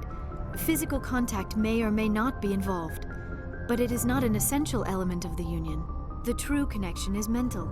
Our physiology allows us to meld with other beings. We can touch the very depths of their minds. We explore the genetic memory of their species. We share the most basic elements of their individual and racial identities. We then pass these traits on to our daughters. It is how we learn to grow as a species and how we develop a greater understanding of other races. What happens to your partner after the union? Every relationship is different. Some unions are a single encounter with both parents parting ways afterwards. Others can be more long-term. Sometimes an Asari and her partner will stay together for many decades. You Asari live for 1,000 years. What happens when your partner dies? Few sapient species live as long as my kind. We have learned to take a philosophical approach to our unions. We do not focus on the inevitable loss of our partners. Instead, we enjoy the time we spend with them. And even after they're gone, a part of them lives on in us. The union is a connection that transcends both time and space. Do you know who Matriarch Benezia chose as her partner? She rarely spoke of her partner. Though I know my father, if you want to use that term, was another Asari. I thought you always needed another species to serve as one of the parents. Think about it, Shepard. If we were not able to mate with our own species, we would have died out long before we ever mastered spaceflight and left our homeworld. Union with our own kind is no longer common, not for the purposes of reproduction. Most Asari believe it weakens our species. Asari daughters inherit racial traits from the father species. If both parents are Asari, then nothing has been gained, or so conventional wisdom would hold. I am what is sometimes called a pureblood. Though no Asari would ever be cruel enough to say the word to my face, it is a great insult among my people. It is possible Benezia's partner was embarrassed by their union. She may have been too ashamed to publicly acknowledge me as her offspring.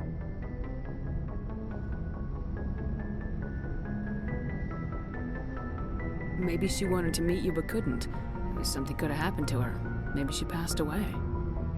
You might be right. I hope you are. But I have no way to know for sure. Benezia never spoke of her partner. Whatever happened, it caused her too much pain to dwell on it. She raised me by herself, though that is not uncommon. Many Asari raise their children alone, particularly if the father species is short-lived. Often the partner will pass on long before the child reaches maturity.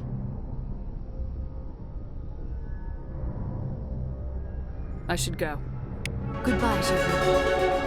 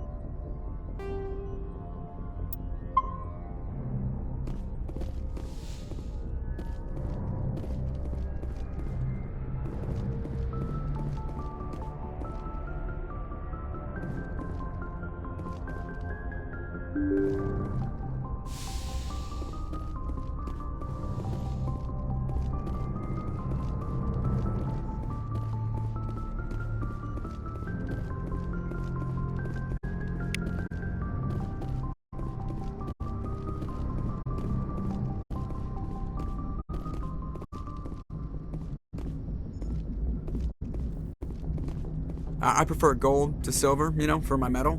I figured you'd recommend me for one since I, pulled your boots out of the fire. If we present you with a medal, you'll end up sitting on stage listening to politicians make speeches for a couple of hours. That's a good point. They'd probably make me shave, too. I spent the last 7 weeks working on this baby. No medal's worth that. So, Commander, why don't you tell me why you're really here?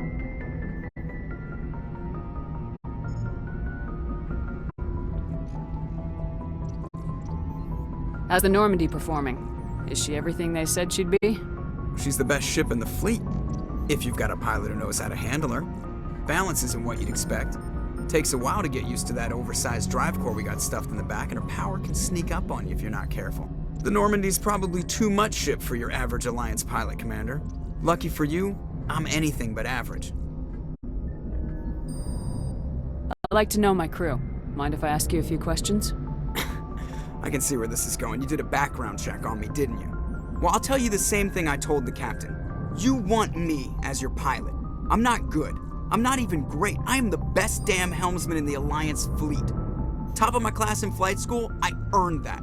All those commendations in my file, I earned every single one. Those weren't given to me as charity for my disease. What are you talking about? Are you sick? You mean you didn't know? Oh, crap. Okay, I've got Vrolik syndrome, brittle bone disease. The bones in my legs never develop properly. They're basically hollow, too much force and they'll shatter. Even with crutches and my leg braces, it's hard to get around. One wrong step and crack! It's very dramatic, but I've learned to manage my condition, Commander. Put the Normandy in my hands and I'll make her dance for you. Just don't ask me to get up and dance unless, you know, you like the sound of snapping shin bone. I have to go. All right, see ya.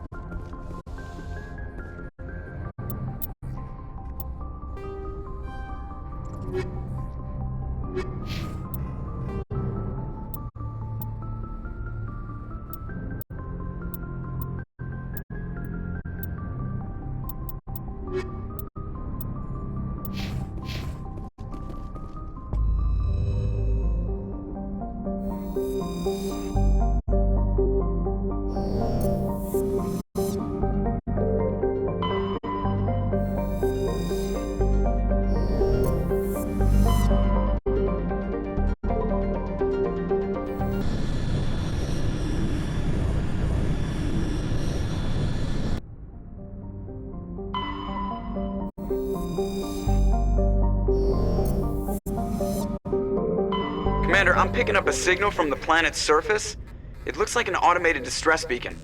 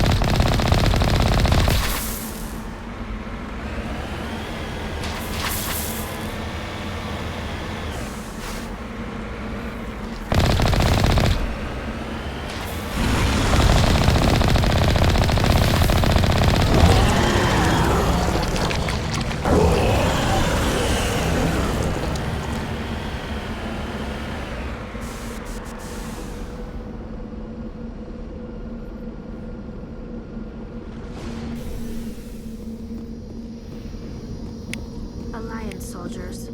Looks like they were lured here by the distress beacon. Looks like these men were under Admiral Kahoku's command. He'd want to know what happened here.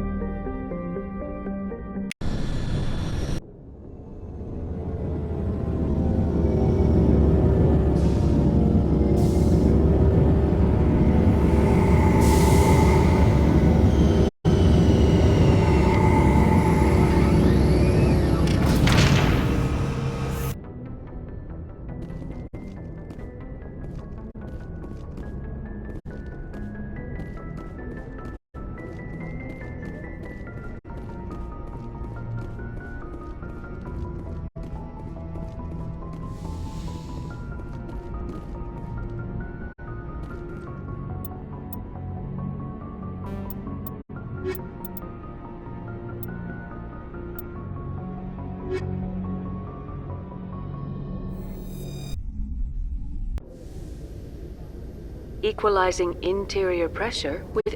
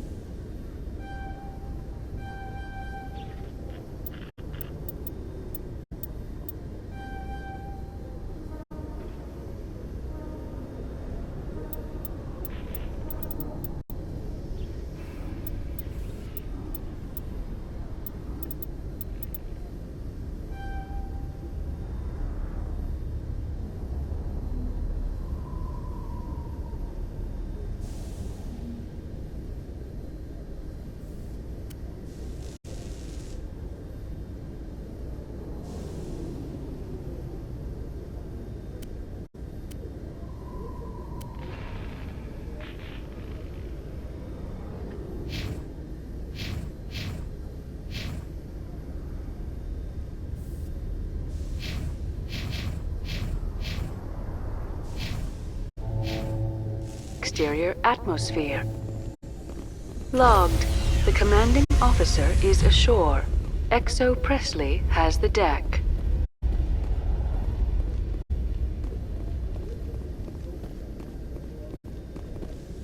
Stand by, shore party.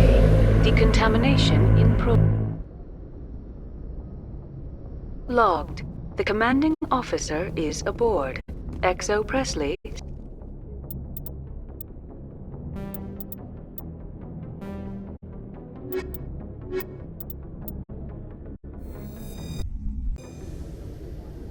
Equalizing interior pressure.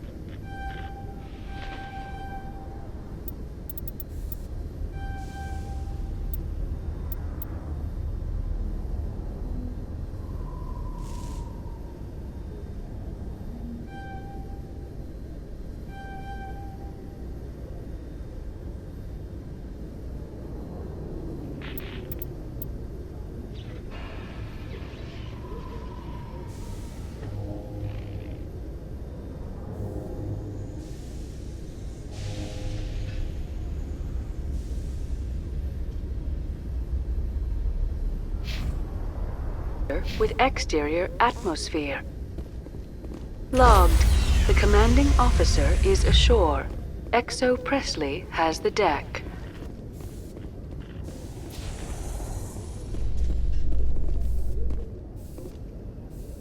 Tin Hut! At ease. Rear Admiral Mihailovic, 5th Fleet. Commander Shepard, SSV Normandy. You don't know who I am, do you, Commander? I command the 63rd Scout Flotilla. You and the Normandy were slated for my unit after shakedown. And the Council got their paws, claws, tentacles, whatever. They got them on our ship, and you.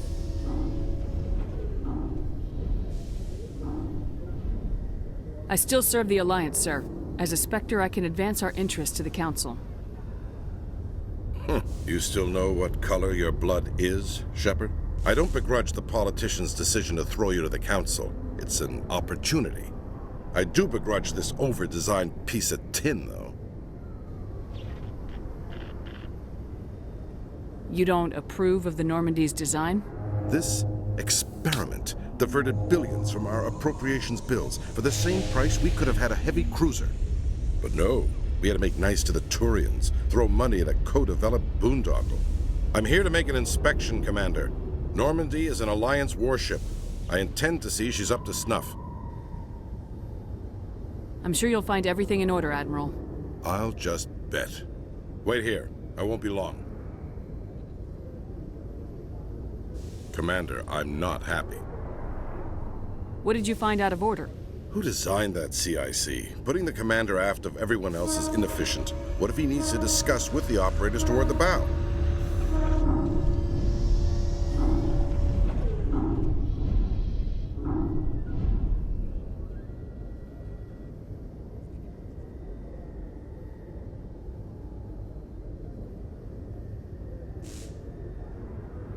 Modified Turian style. They prefer commanders looking over their subordinates rather than in the middle of them. We wanted to see how effectively they can command with that setup. Reasonable goal, but they should have studied that in a lab rather than on a frontline warship. I had to shake my head at that drive core of yours. 120 billion credits at element 0 to make this thing able to move without giving itself away. You realize we could make drive cores for 12,000 fighters with that money? What good is it to hide for a few hours anyway? Useless. We can loiter in an enemy system and monitor traffic, or drop infiltration teams on enemy worlds. Normandy could be more effective than the Solarian STG. Maybe. But that's not the job of a proper warship.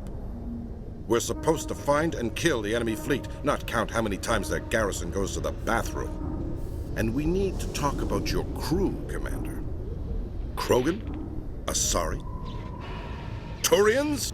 What are you thinking, Commander? You can't allow alien nationals free access to Alliance equipment.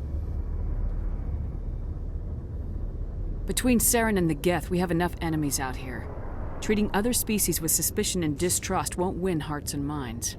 That assumes the hearts and minds are worth winning. That hasn't been proven yet. You have anything else to say, Commander? Any other justifications for the state of this vessel?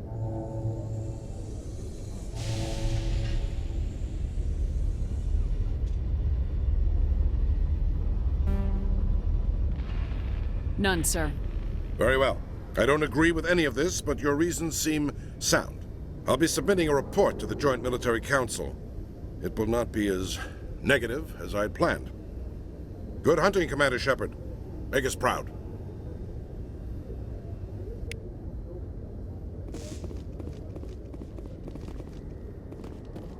Coming up in a report later today, Emily Wong investigates corruption on the Citadel and uncovers a full-blown crime syndicate.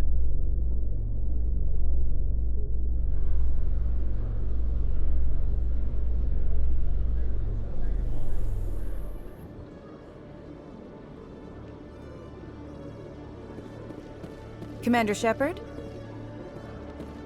Khalisah bint Sinan al-Jalani, Westerland News. Would you answer a few questions for our viewers?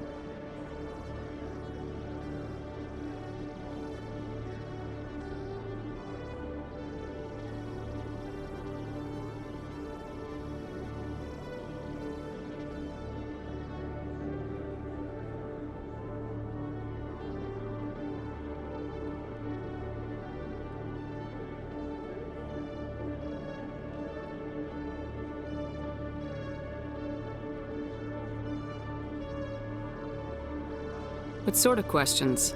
People back home have heard a lot of wild stories about you, Commander. I can give you the chance to set the record straight. What do you say? So long as you understand that I may not be able to answer all questions. I'm sure our viewers will understand.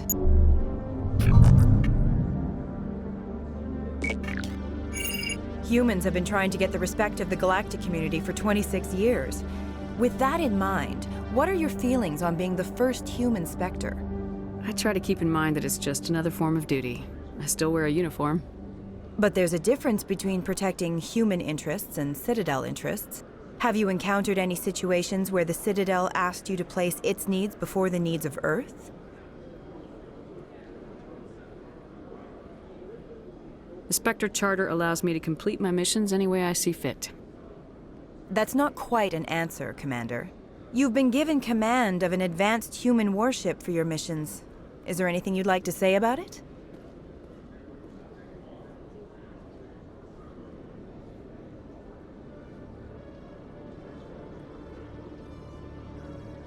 Hold on. It's pretty clear you have an agenda here. I'm not gonna be a part of it. Excuse me. You can't just walk away, Commander. The public has a right to know. Isn't it true you're just a shill for the Council?